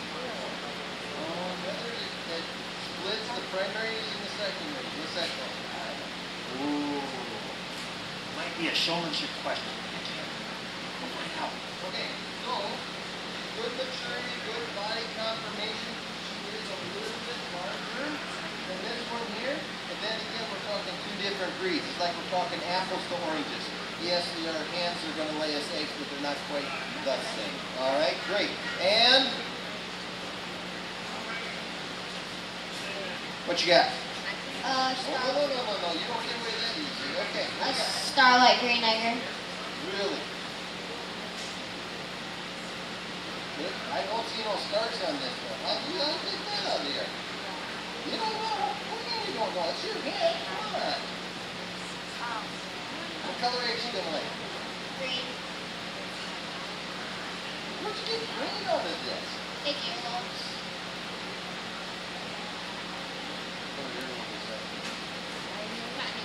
Yeah. Kinda. Okay, I'll go with kinda. Not really, but it is. How old is she? 2 years old. So she lays green eggs. You got a bunch of them at home? Just this one? So you know if she didn't lay it, nobody laid it. Yeah. When you do green eggs, have them with ham? Or green eggs with ham? What would you change about her? Her tail feathers are exactly the Kind of like she got in a fight Yeah. and lost. She's kind of missing a few, isn't she? Apparently she can't run very fast. The other ones kind of catch up to her and just, hey! Yeah, smiles are good. Smiles are good. Okay, we've got 3 hens in this class here. I'm going to go with the young man's project right here. They're all blues. I know that this individual, maybe I can knock it down to a red, but I really like the maturity. I'm going to leave her in the blue ribbon category. The young man right here is going to be first in class, 23. And right down here is going to be second in class. Actually, I want to put purple and pink or whatever. Yeah, lavender. Great. Okay, I'm not good on colors, but that's nice. I like her. The only reason you get beat out of sorts is she's just a little bit more mature, but she is a nice hen. So keep up the good work. Let's give all 3 exhibitors a round of applause. We'll move into our next class. Okay, your first place purple went to Clayton Crewman. Second place lavender went to Justin Baumgarn. And third place blue went to Miles Crewman. Thank you very much, exhibitors.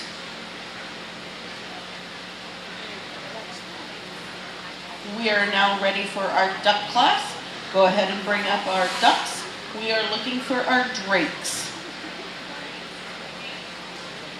Looks like we've got 5 exhibitors in the class, 5 exhibitors in our duck drake class.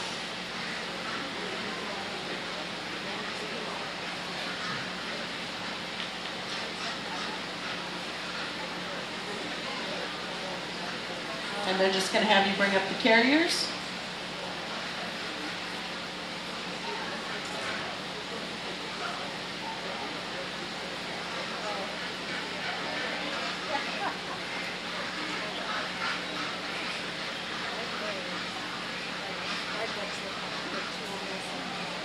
Yep.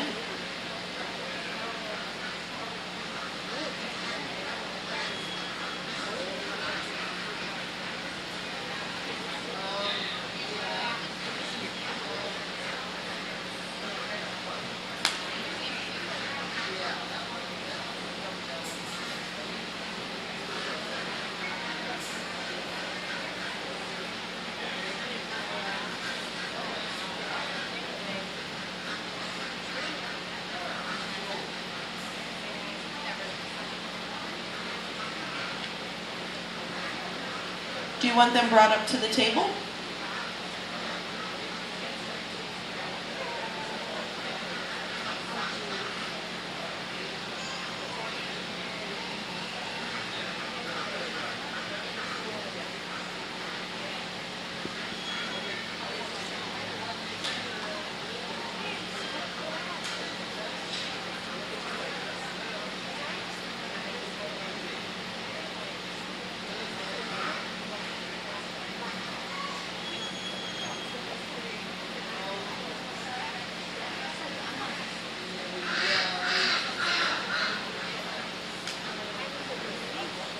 Okay, did you know that an egg only has 70 calories?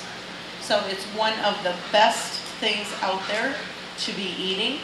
And it is full of vitamin A, D, biotin, folate, B12, riboflavin, thiamine, and minerals such as calcium, phosphorus, potassium, copper, iron, magnesium, manganese, sulfur, and zinc, and sodium.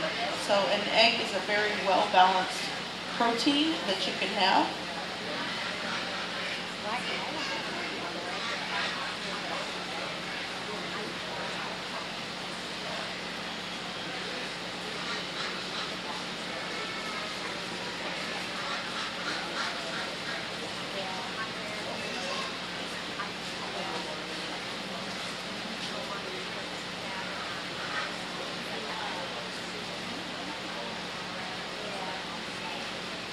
All right, what do we got? This is a white layer duck. Okay.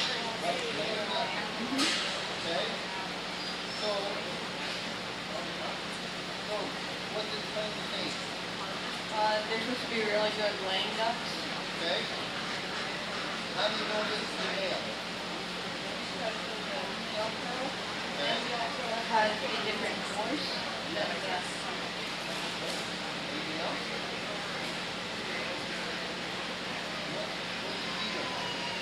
Oh, we feed them all flock and then mix it like all flock and duck feed.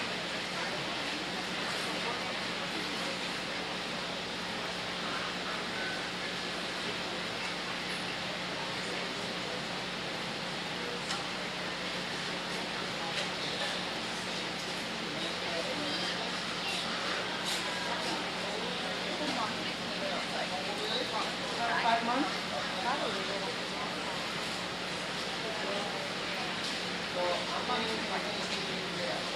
We had 9. They didn't say how.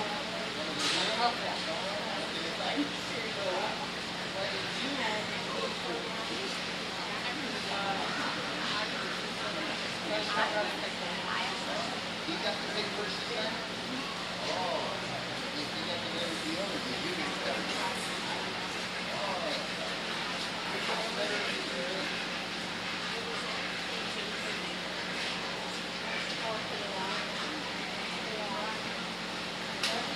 Bigger, but I feel I'll be more of the better. More balance and it doesn't make no sense. Like all the stuff is in there. Just gotta make little muscle lines.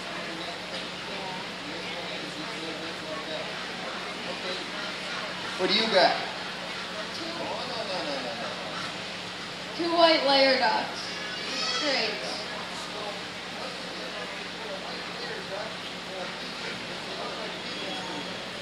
The pecans weigh up to 10 pounds, and the white layers are around 5. Are they going to be as good for muscle and meat as the pecans, or not really?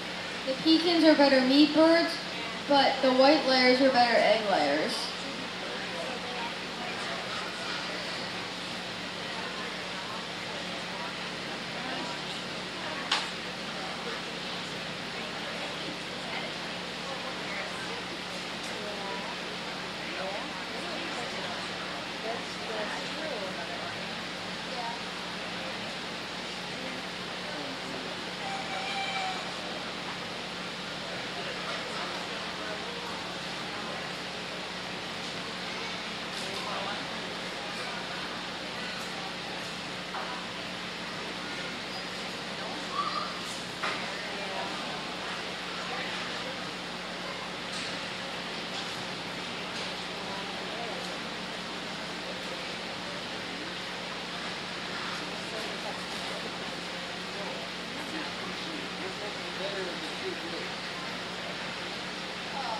The one with the orange beak is more purebred from what we've found about it having the orange beak, and the others having the more white pale beaks.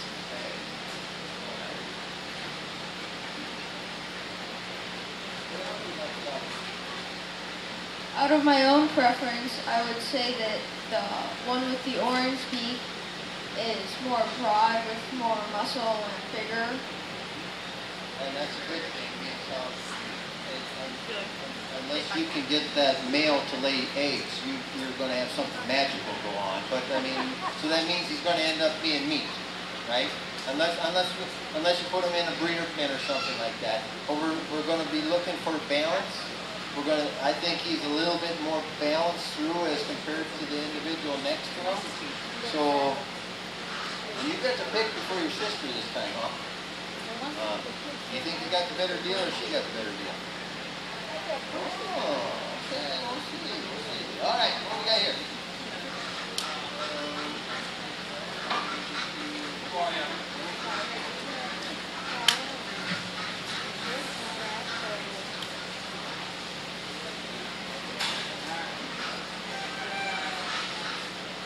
Alright, so in the blue band right there, we got a 4-month-old Ancona duck, Ancona Drake.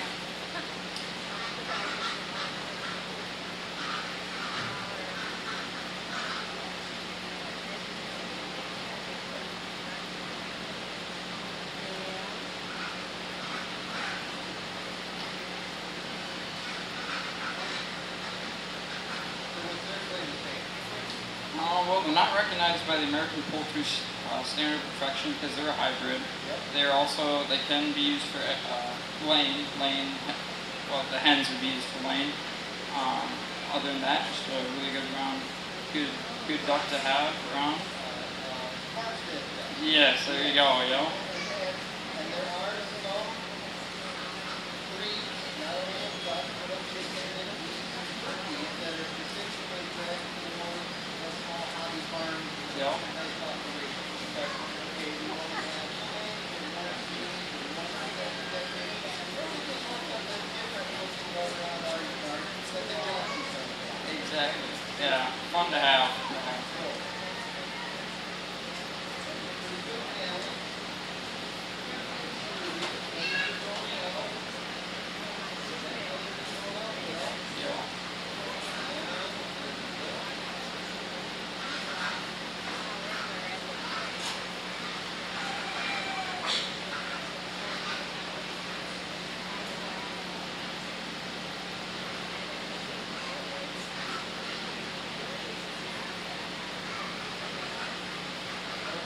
So,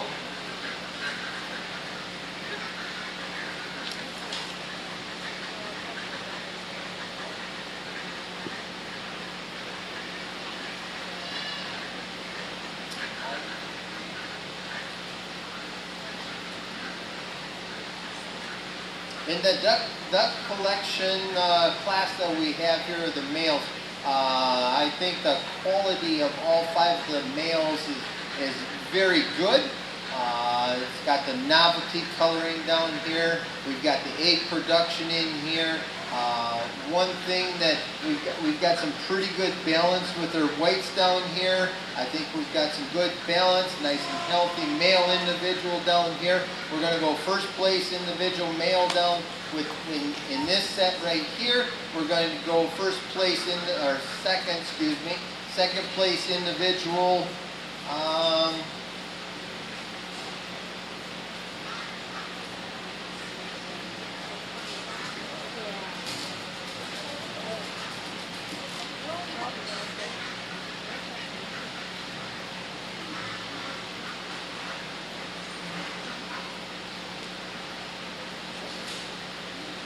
We'll go second place individual right here, and we're going to go a blue and 2 blues with these 3 individuals.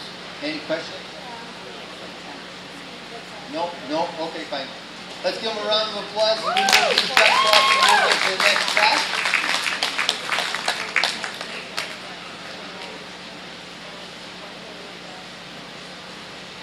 Our first place went to Kayla Frostestad, second place to Caden Swenson, and third place to Brianna Swenson.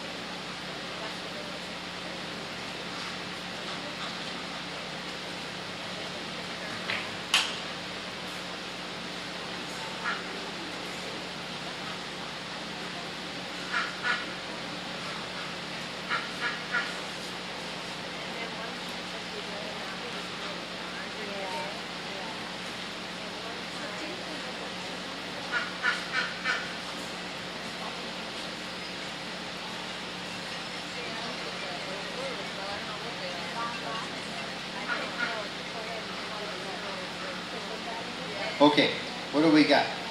3 snowy white crested ducks. Crested whites. So what's their claim to fame?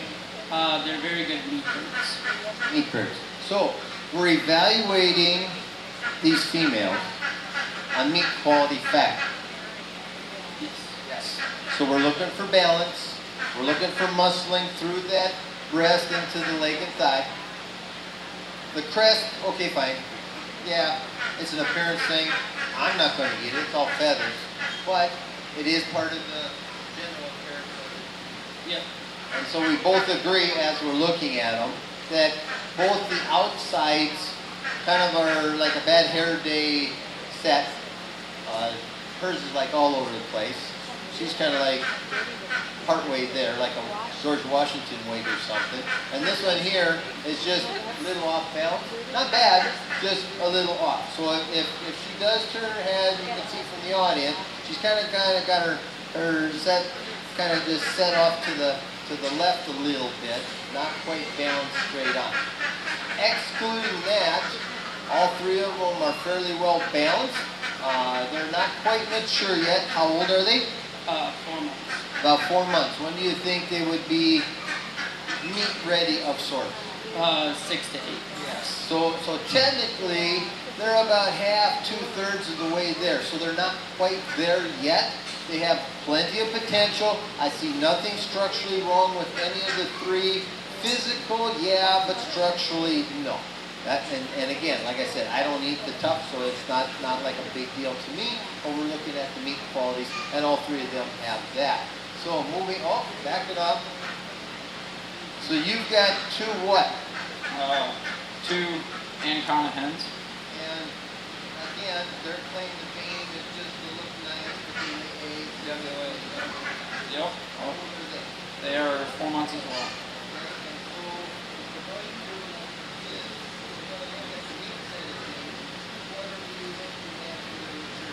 Yeah, 6 to 8 months, I'd say. Yeah. Right.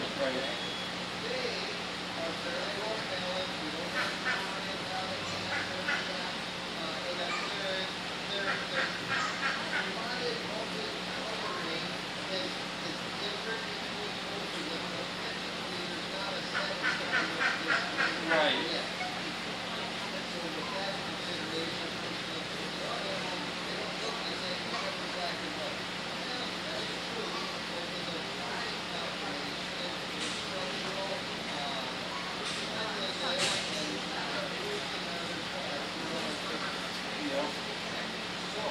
Moving down to the next one. What do we got here? White layer ducks. Right there. How old are you? And how old are they? About 5 months. About 5 months. So the white layer ducks, 5 months old, when are they going to start to lay eggs for you? About. One of them is already started laying eggs, so the other one should be laying soon. So in about that, if you will, that 5-month window-ish, 5.5-month window-ish, they should start laying eggs. In theory. Right? Which one's laying eggs? No idea. Is it his or yours? Oh, mystery hen.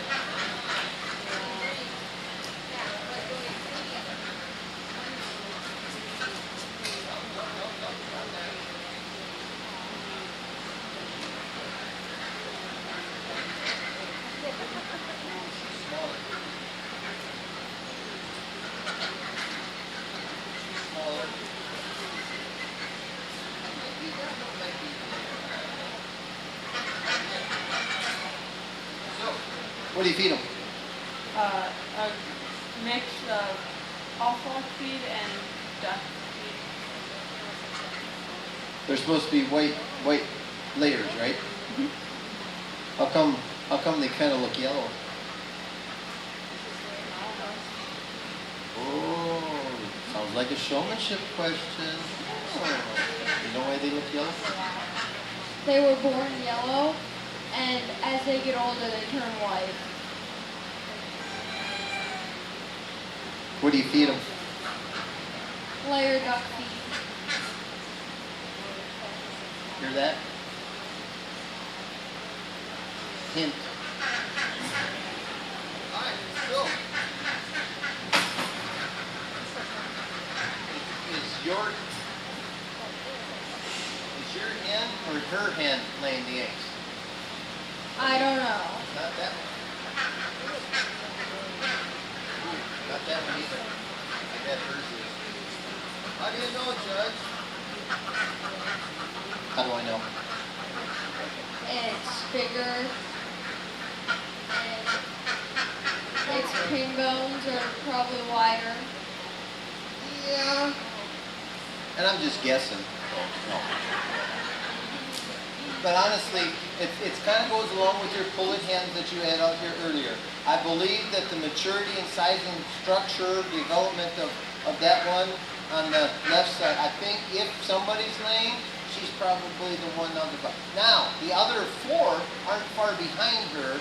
She's just a step ahead of them. Okay? Overall confirmation, health of your individuals is good. Good information, formation. Who got first place?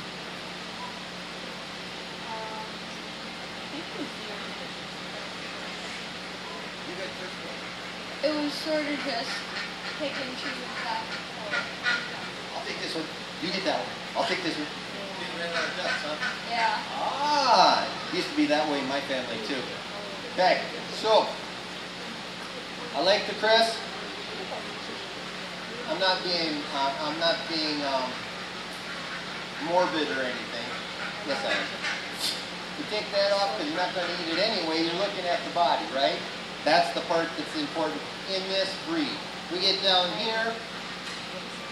We want a happy duck. We want a duck that we're going to see running around her yard, and if she lays some eggs, great. If not, she's going to taste good. Okay, so we're looking at all of our ducks up here. All of them are blue ribbons. We've got a couple of little tweaking differences between them. In retrospect of looking at them,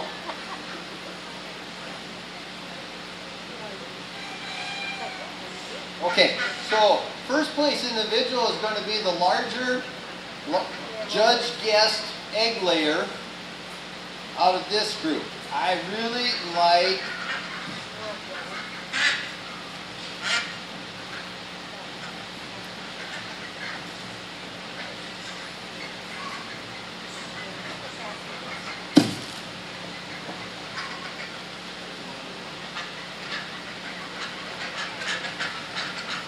.42 is going to be first place today in this class. I really like her structural maturity compared to the rest of them. These two are close in kind. There's another one in there you can kind of flip around back and forth. Then my second place is going to be down here. It's going to be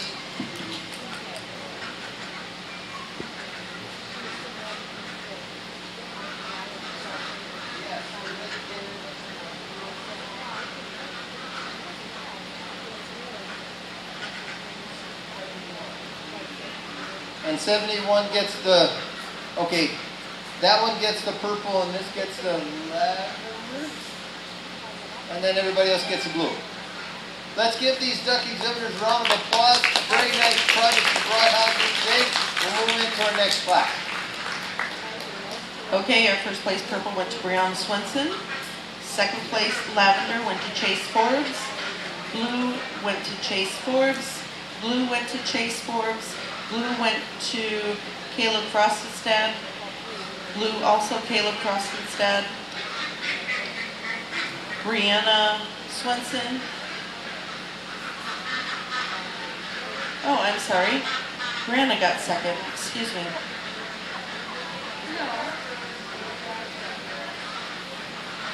Chase is second. Caleb is second. Gotcha.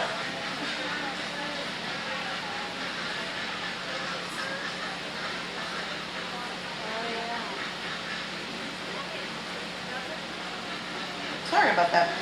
Caleb is second lavender. That puts Chase with the blue ribbon. 3 blue ribbons there, Chase Forbes. And then we have Caden Swenson with the blue and Caden Swenson with the blue.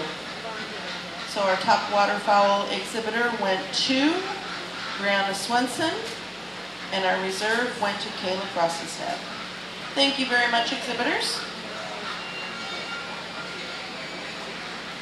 Now we have overall poultry, grand champion overall, so we need our grand champion waterfowl and our grand champion poultry.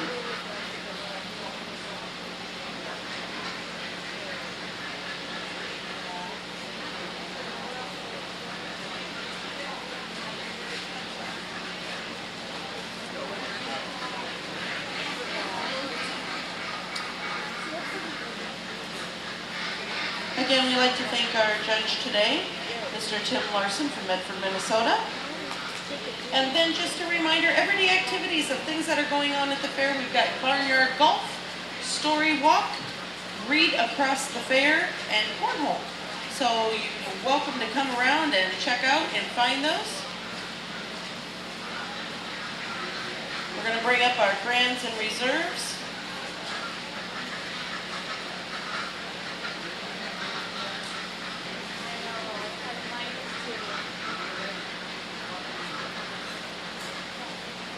Baumgars is our sponsors for our Grand and Reserve poultry.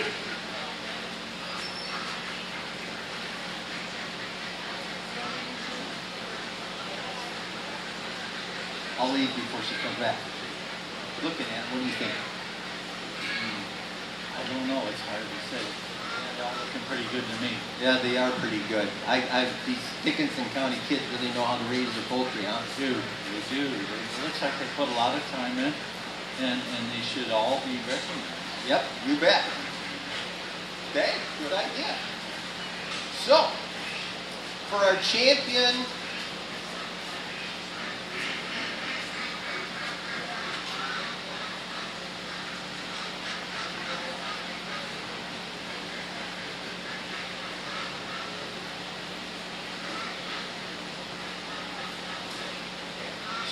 our champion standard was shown by, Caden Swenson, and our reserve champion standard was shown by, Brianna Swenson, and our champion waterfowl was shown by, Across the step.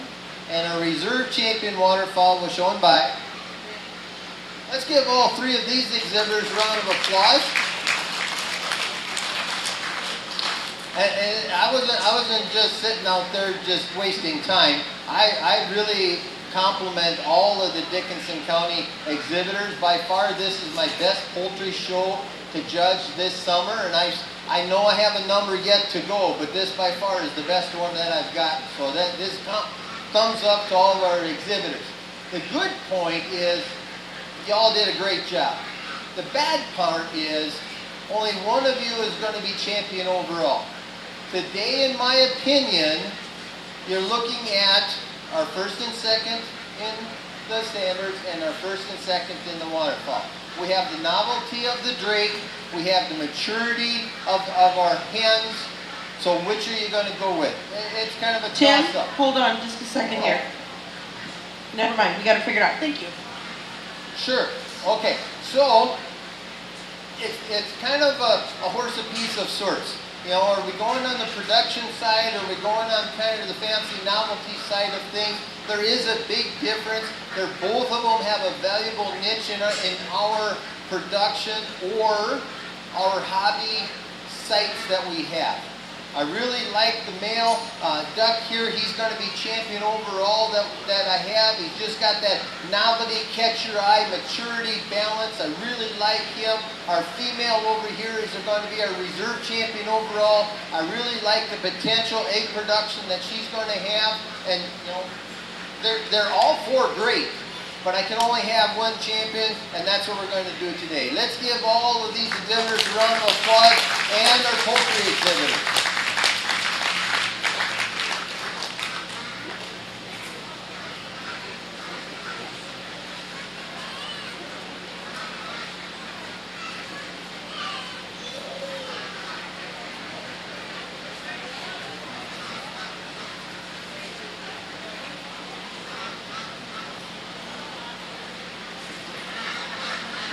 Caleb Frosted, who ended up being our grand champion poultry today, and Caden Swenson ended up being our reserve champion with his pen. Thank you very much, exhibitors. We're now going into our senior poultry showmanship. Senior poultry showmanship.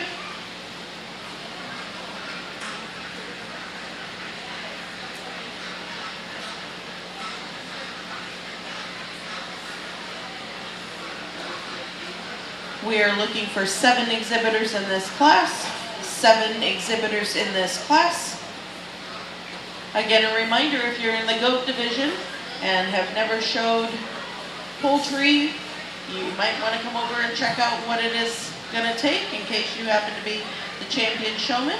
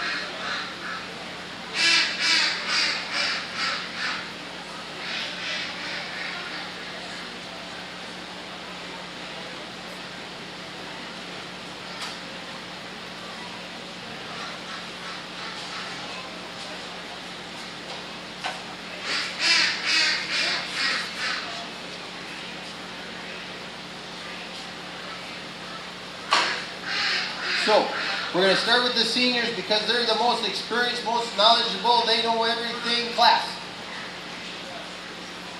I only had one accepted, so it was worth a shot.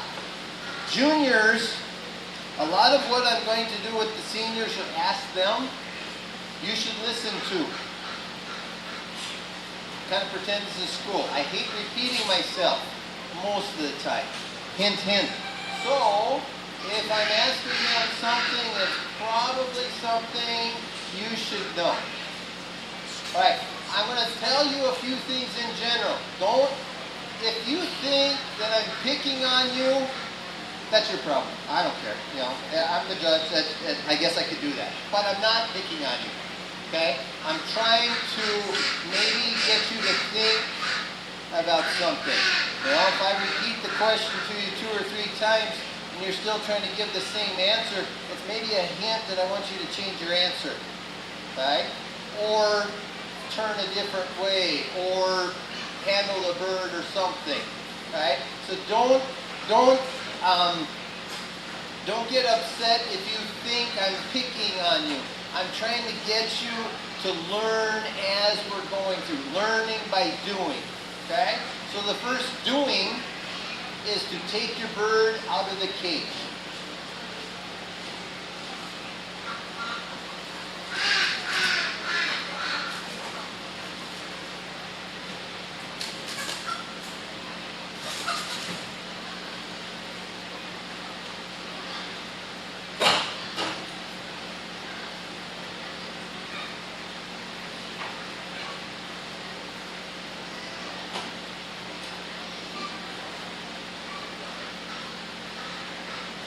Alright, next, I'm going to ask you a couple questions, but I'm going to turn the mic off. So just keep hanging on to your birds.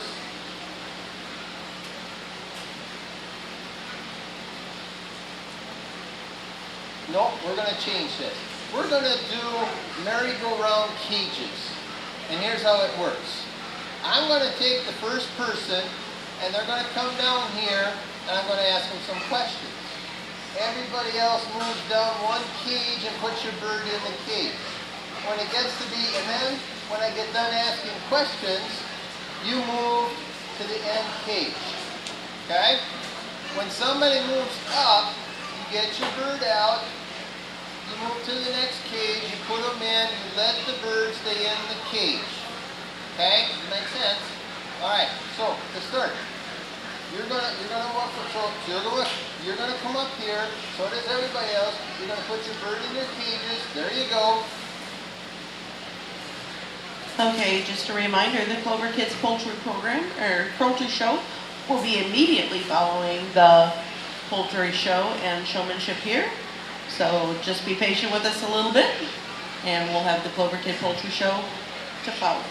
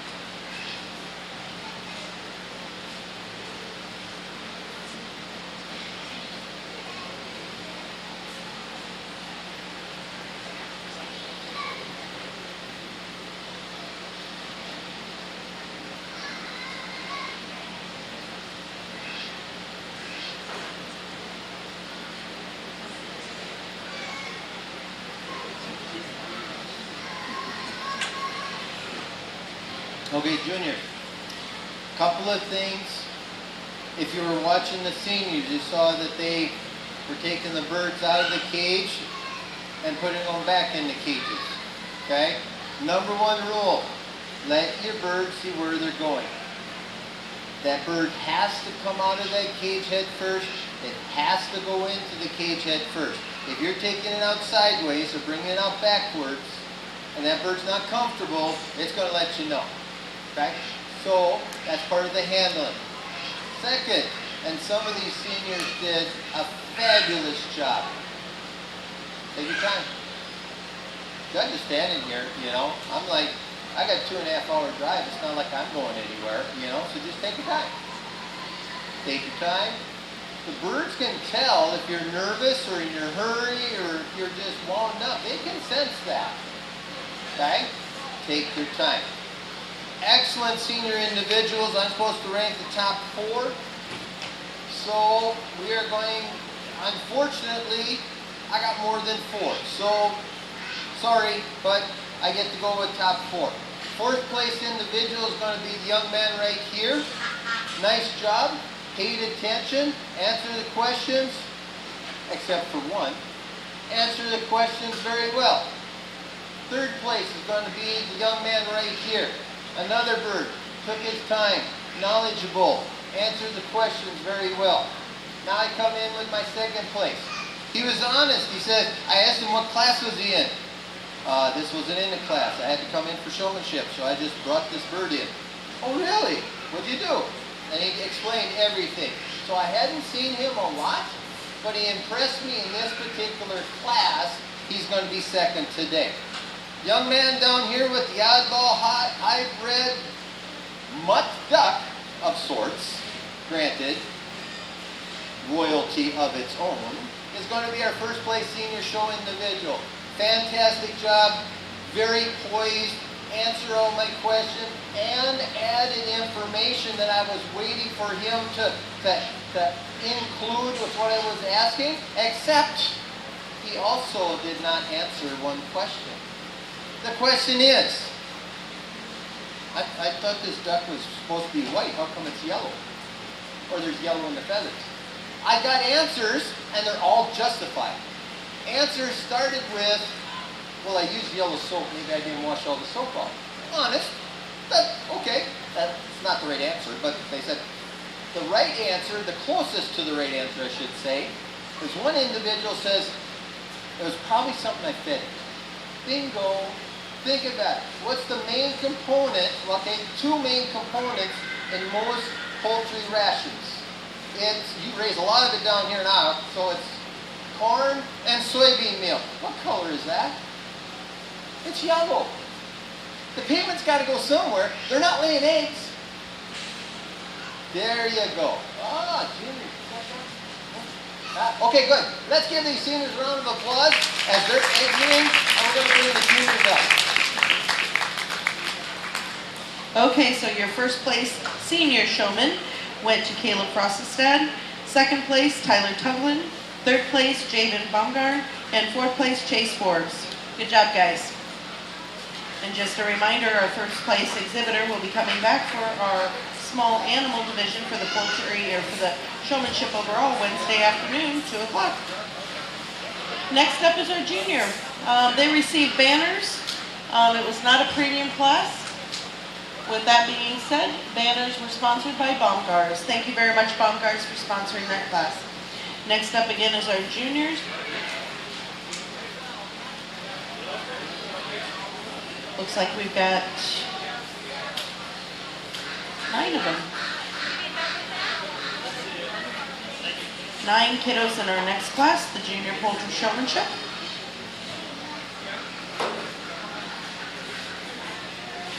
Just a reminder, if you did receive a banner, we've got our lovely photographer, Tegan, and she will need to have you inside the sheep barn over by our entry area as we walk in. And just a reminder, exhibitors, as soon as you hit the table, you are being judged.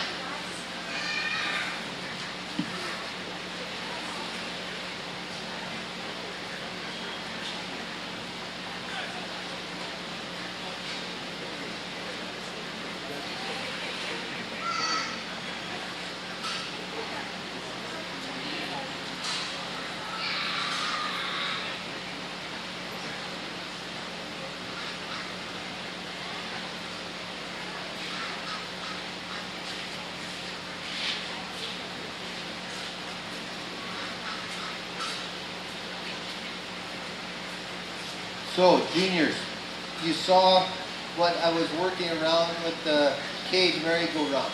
We're going to do the same thing with you guys. I'm going to be down here asking you a couple of questions. Don't think you're doing something wrong if I only ask you a couple of questions. Don't think you're doing something wrong if it seems like I want to hear your whole life story. I want you to tell me information specific about your project in front of you. Okay? I know some of you only had one project and that's it. So you're kind of limited on the information. Don't worry about it. That's the way it goes. Some of you have been up here multiple times.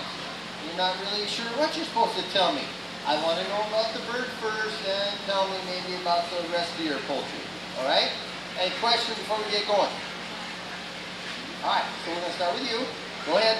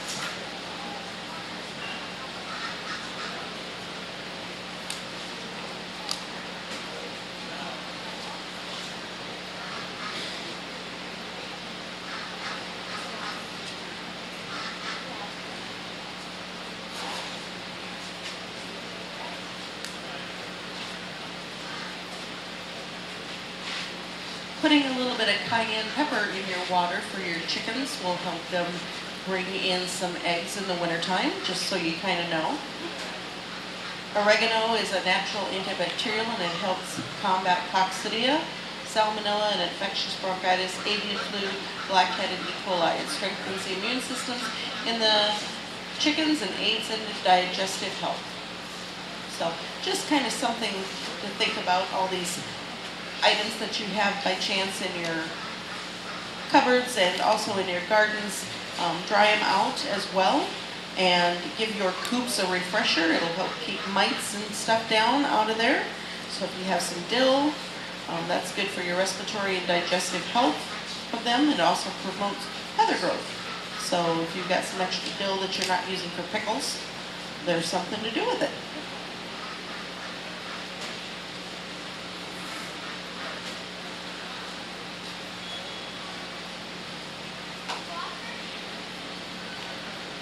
Let's give all these juniors a round of applause. Many of them are up here showing birds that aren't theirs because they're entered in the showmanship class. They were in the market bird class. Their birds aren't around, so they had to ask a friend or neighbor who brought a bird from home to the show. So they may not have been up here during the judging classes. Some of you may have been sitting here going, where'd they come from? Well, that's something that I have to compliment the individuals for coming forward and trying this class. Showmanship is probably one of the tougher classes of all the poultry classes because you may have worked with this bird all summer long and you get here to the fair and it's got other ideas. And it's like, I ain't doing this. You can't make me. And it don't behave at all. You know, you want it to stand, you want it to pose, you want it to, behave itself, and it just wants to be anything but cooperative. I think everybody did a really nice job in showing their project that they had out here today. I need the top four project individuals. Fourth place is the young man right here. Coming fourth. Third place is the young lady right here. Okay? Now we get a little bit tougher. It's like, I don't know, it depends on who got first pick at home and who gets to pick now and who brought what and then we got Mr. Serious.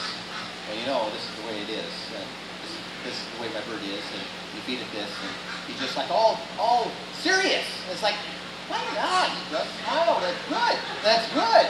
He's gonna be in my second place individual. Sister beat you out this year, maybe next year you'll get her. She was very calm and I almost had to pry the answers out of her. She was just too laid back almost. Like, oh, you got this and this. And then she just rattled off, okay, stop.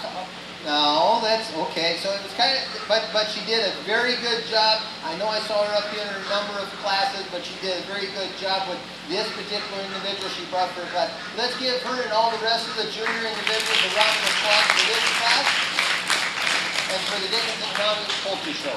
First place today, and our banners are sponsored by Baumgars, goes to Brianna Swinson. She will come back for overall showmanship on Wednesday. Caden Swenson got second place. Third place went to Bethany Frostestad. And fourth place goes to Justin Baumgarten. Thank you very much, exhibitors. If you did receive a banner, you need to make your way over and get your picture taken. We've got to have a record of that, so if you got a banner, go ahead and with your animals. Also, I'm needing some poultry kiddos to come back because I'm going to need you to help mentor the Clover kids. I've got 5 individual Clover kids, so we will ask them to come back. Oh, we got a costume class too. Forgot about Little Miss costume class.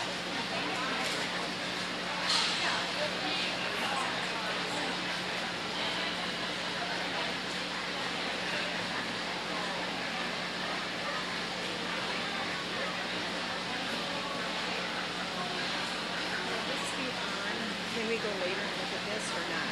Yes, there'll be, I would like to think our other guys are leaving the live listening page, otherwise it'll be under our broadcast. Let me see here. Okay, so it's either going to stay here on our live video stream page on sports or video streaming archives.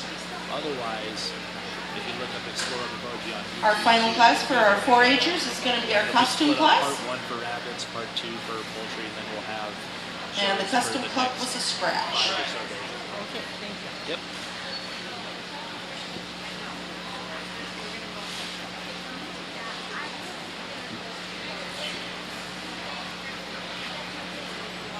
Okay.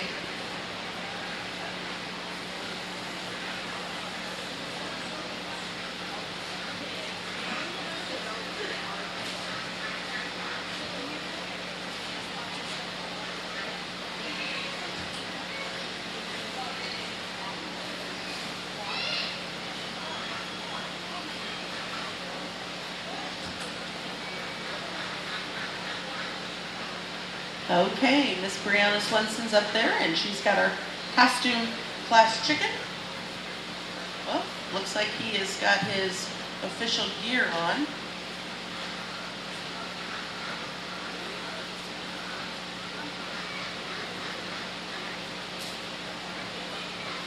Okay, one entrant in the costume class.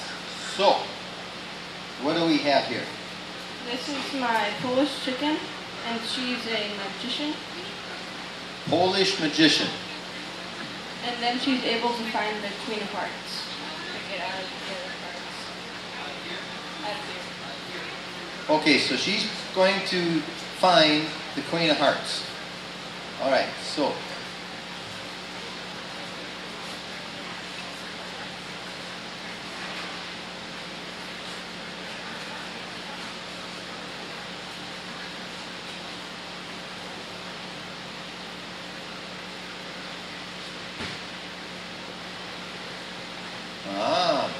Bribery does work. All right. All right.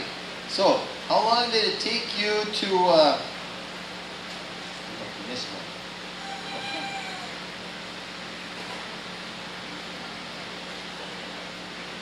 It doesn't work for the judge, so that's okay. So how long did it take for you to get her to recognize the Queen of Hearts? I worked with her for like 3 days, and by the third day she was able to do it, but it took like a way longer to have her do it all the time. So you could train her to do a couple of other things given enough time. Mm-hmm.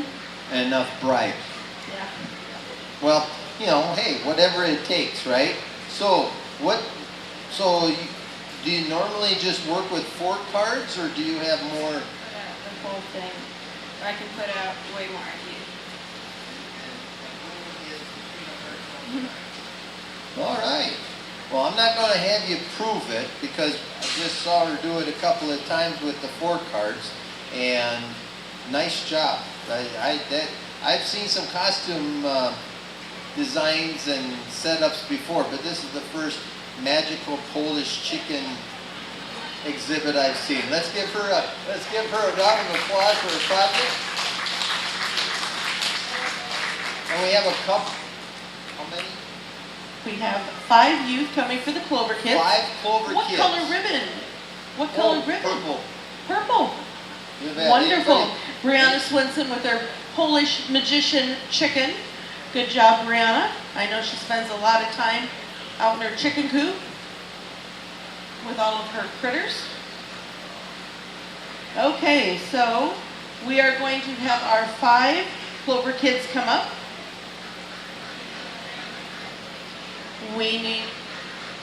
Do you want the birds in the cage, or can they hold them?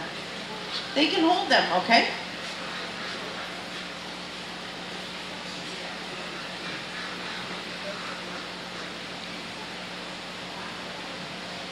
We need some eyes as well.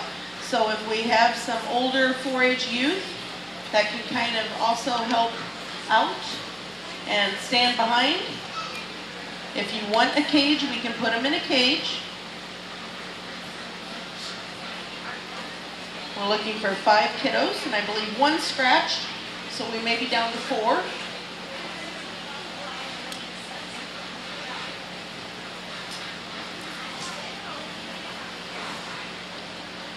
Miss Hannah, we've got another one coming over here on the end.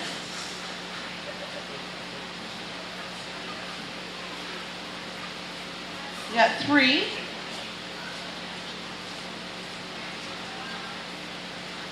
Okay, looks like we were supposed to have 4, and we've got 3 of them, so we're good. Okay, your helpers are behind you. Okay.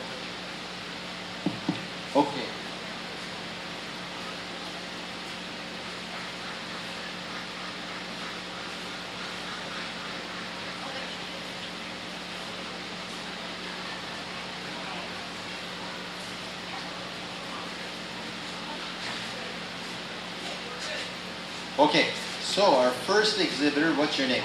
Eli. Eli. So Eli, what kind of chicken do you have? Buff Silky. Okay, and how old is it? 2 years old. Is it a boy or a girl? Girl. Does it have a name? Shorty. How'd you come up with Shorty? That looks like an awful big bird. She's pretty short. Oh, okay. Oh, that would be kind of obvious. So, does Shorty lay eggs? Yes. What color eggs does Shorty lay? Light brown. Light brown. Okay. And what do you like best about Shorty? I don't know. Just invent something. She's brown. Yeah, she's brown. Hey, good answer. All right, fantastic. I never would have thought of that myself. Okay, so let's just say that you get old enough to be in 4-H and you're able to bring some birds to the Dickinson County Fair. Would you show poultry at the Dickinson County Fair? Yes. Fantastic, excellent answer. Okay, and what's your name? Amelia. Amelia, what kind of chicken do you got, Amelia? A barnyard mix. Yeah, I got a bunch of them at home too. So, this barnyard mix is a boy or a girl? A girl. And how old is what's its name? Rascal. Rascal. Okay, so Rascal's a girl. Does Rascal? So does Rascal? How old is Rascal? 4 months. 4 months old. So Rascal doesn't lay eggs yet, right? No. So is sometime maybe about when you go back to school, Rascal's maybe gonna lay eggs? Maybe. Okay, maybe's a good answer. Okay, so does Rascal have other chickens to run around with? Yes. So what do you like about Rascal? That I can chase her. Oh, okay. And so will you bring chickens in the next couple of years to the Dickinson County Fair? Yes. Great answer. All right, so.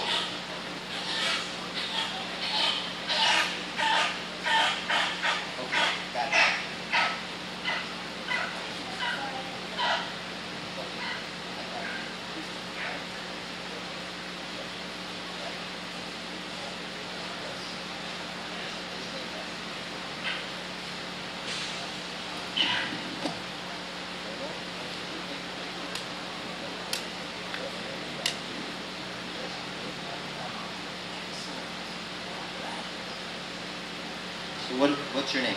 Riley. So Riley, what kind of a chicken have you got? I don't know.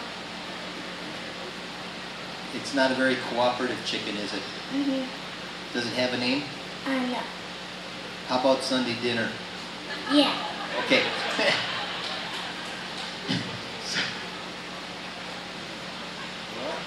Yeah, I better watch out here. So, why did you bring Sunday? I mean, what's the name? Sunday dinner. Sunday dinner. Okay. Why'd you bring Sunday dinner to the fair? Because I love it. Oh, you love him. That's why you call him Sunday dinner? Mhm. Okay. That's not Sunday yet, so we can still love him. But hey, come Sunday. I don't know. Okay. So the all-time question is, are you going to bring more chickens to the Dickinson County Fair in the future? I don't know. Ooh, Sunday dinner might not make it. All right, let's give all 3 of our Clover Buds a round of applause. Got 'em? All right. Great job. Thank you. Okay, so all of our Clover kids receiving ribbon today. Amelia Meyer, Riley Bachman, and Eli Umscheid. Thank you, thank you, thank you so much. We also welcome you to come back for our overall showman. Just a reminder, we need to get Clover Kids in for a photo, so bring your chicken over to the backdrop and we'll get that taken care of.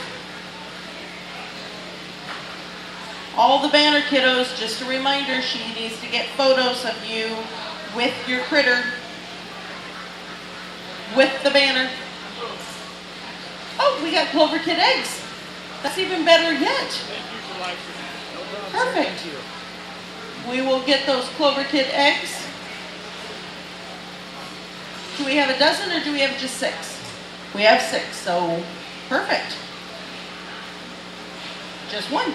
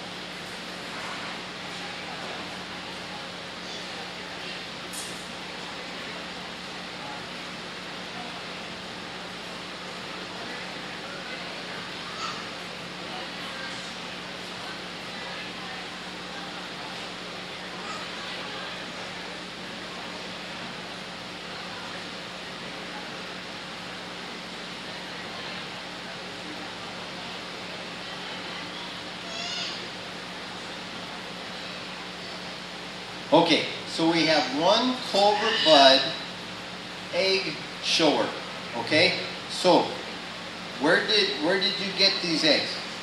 From the barn. From the barn. That's a good place. Do you know what kind of chickens laid these eggs? Brown chickens. Okay, yeah, that's a good one. Do you know what size of egg these are? No. Okay, so you look at the gauge right here, and these different names right here are the different kinds of sizes. So a peewee is really, really little, and an extra large jumbo is like huge. That might even be a double yolker kind of deal. Ah, yeah. Well, not that bad. Okay, so we take one of our eggs, okay, and then we put it on the scale. And so that says this egg would be labeled what?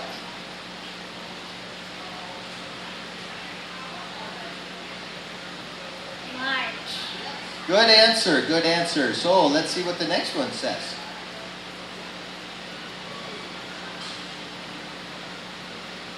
Ooh, borderline.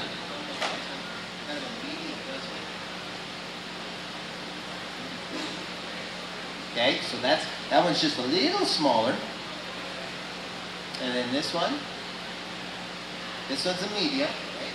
Medium.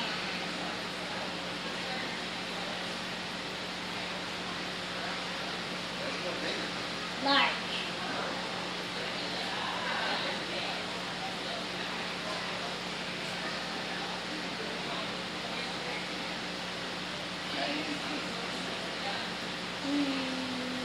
Medium.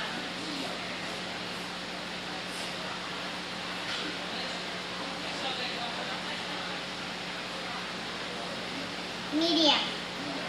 Alright, so in our 6 eggs, we have, and if you look at these, they all kind of look about the same size. See that? These two are just a little bit bigger. See that? Kind of lean back. Kind of see that these two are a little bigger than these. So what we have is we have 2 large eggs and 4 mediums. Okay? So what would possibly happen if you were to buy these in a store, they would get graded medium. Because you can't say large because you got 4 of them that don't make that grade. and then you've got 2 that's above. So they can always come down, but you can't bump an egg up. All right? What do you like about these eggs? Do you like eating eggs? Yeah. Ah, that's the best part, right? Okay. So, do you have a lot of chickens at home? No. Do you have a bunch of them that lay eggs? How many eggs a day do you get? 5 or 6? No. 10? 2? None. None? Oh, I'm sure you get a couple at home. Okay? So why do you like, do your chickens just lay brown eggs or do they lay white eggs too? White eggs.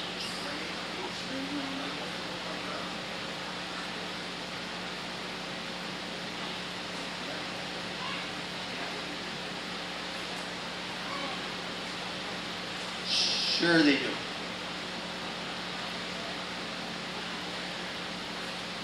Okay, so we have one clover bud egg shower this year at the Dickinson County Fair. Let's give her a round of applause. She'll get her ribbon from the Fair Queen. She's right over here. Oh, take your eggs too, right?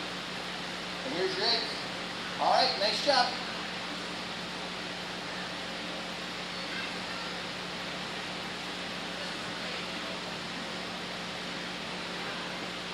And Amelia, she got her Clover Kid ribbon. We need to get her photo, so she'll head right on over.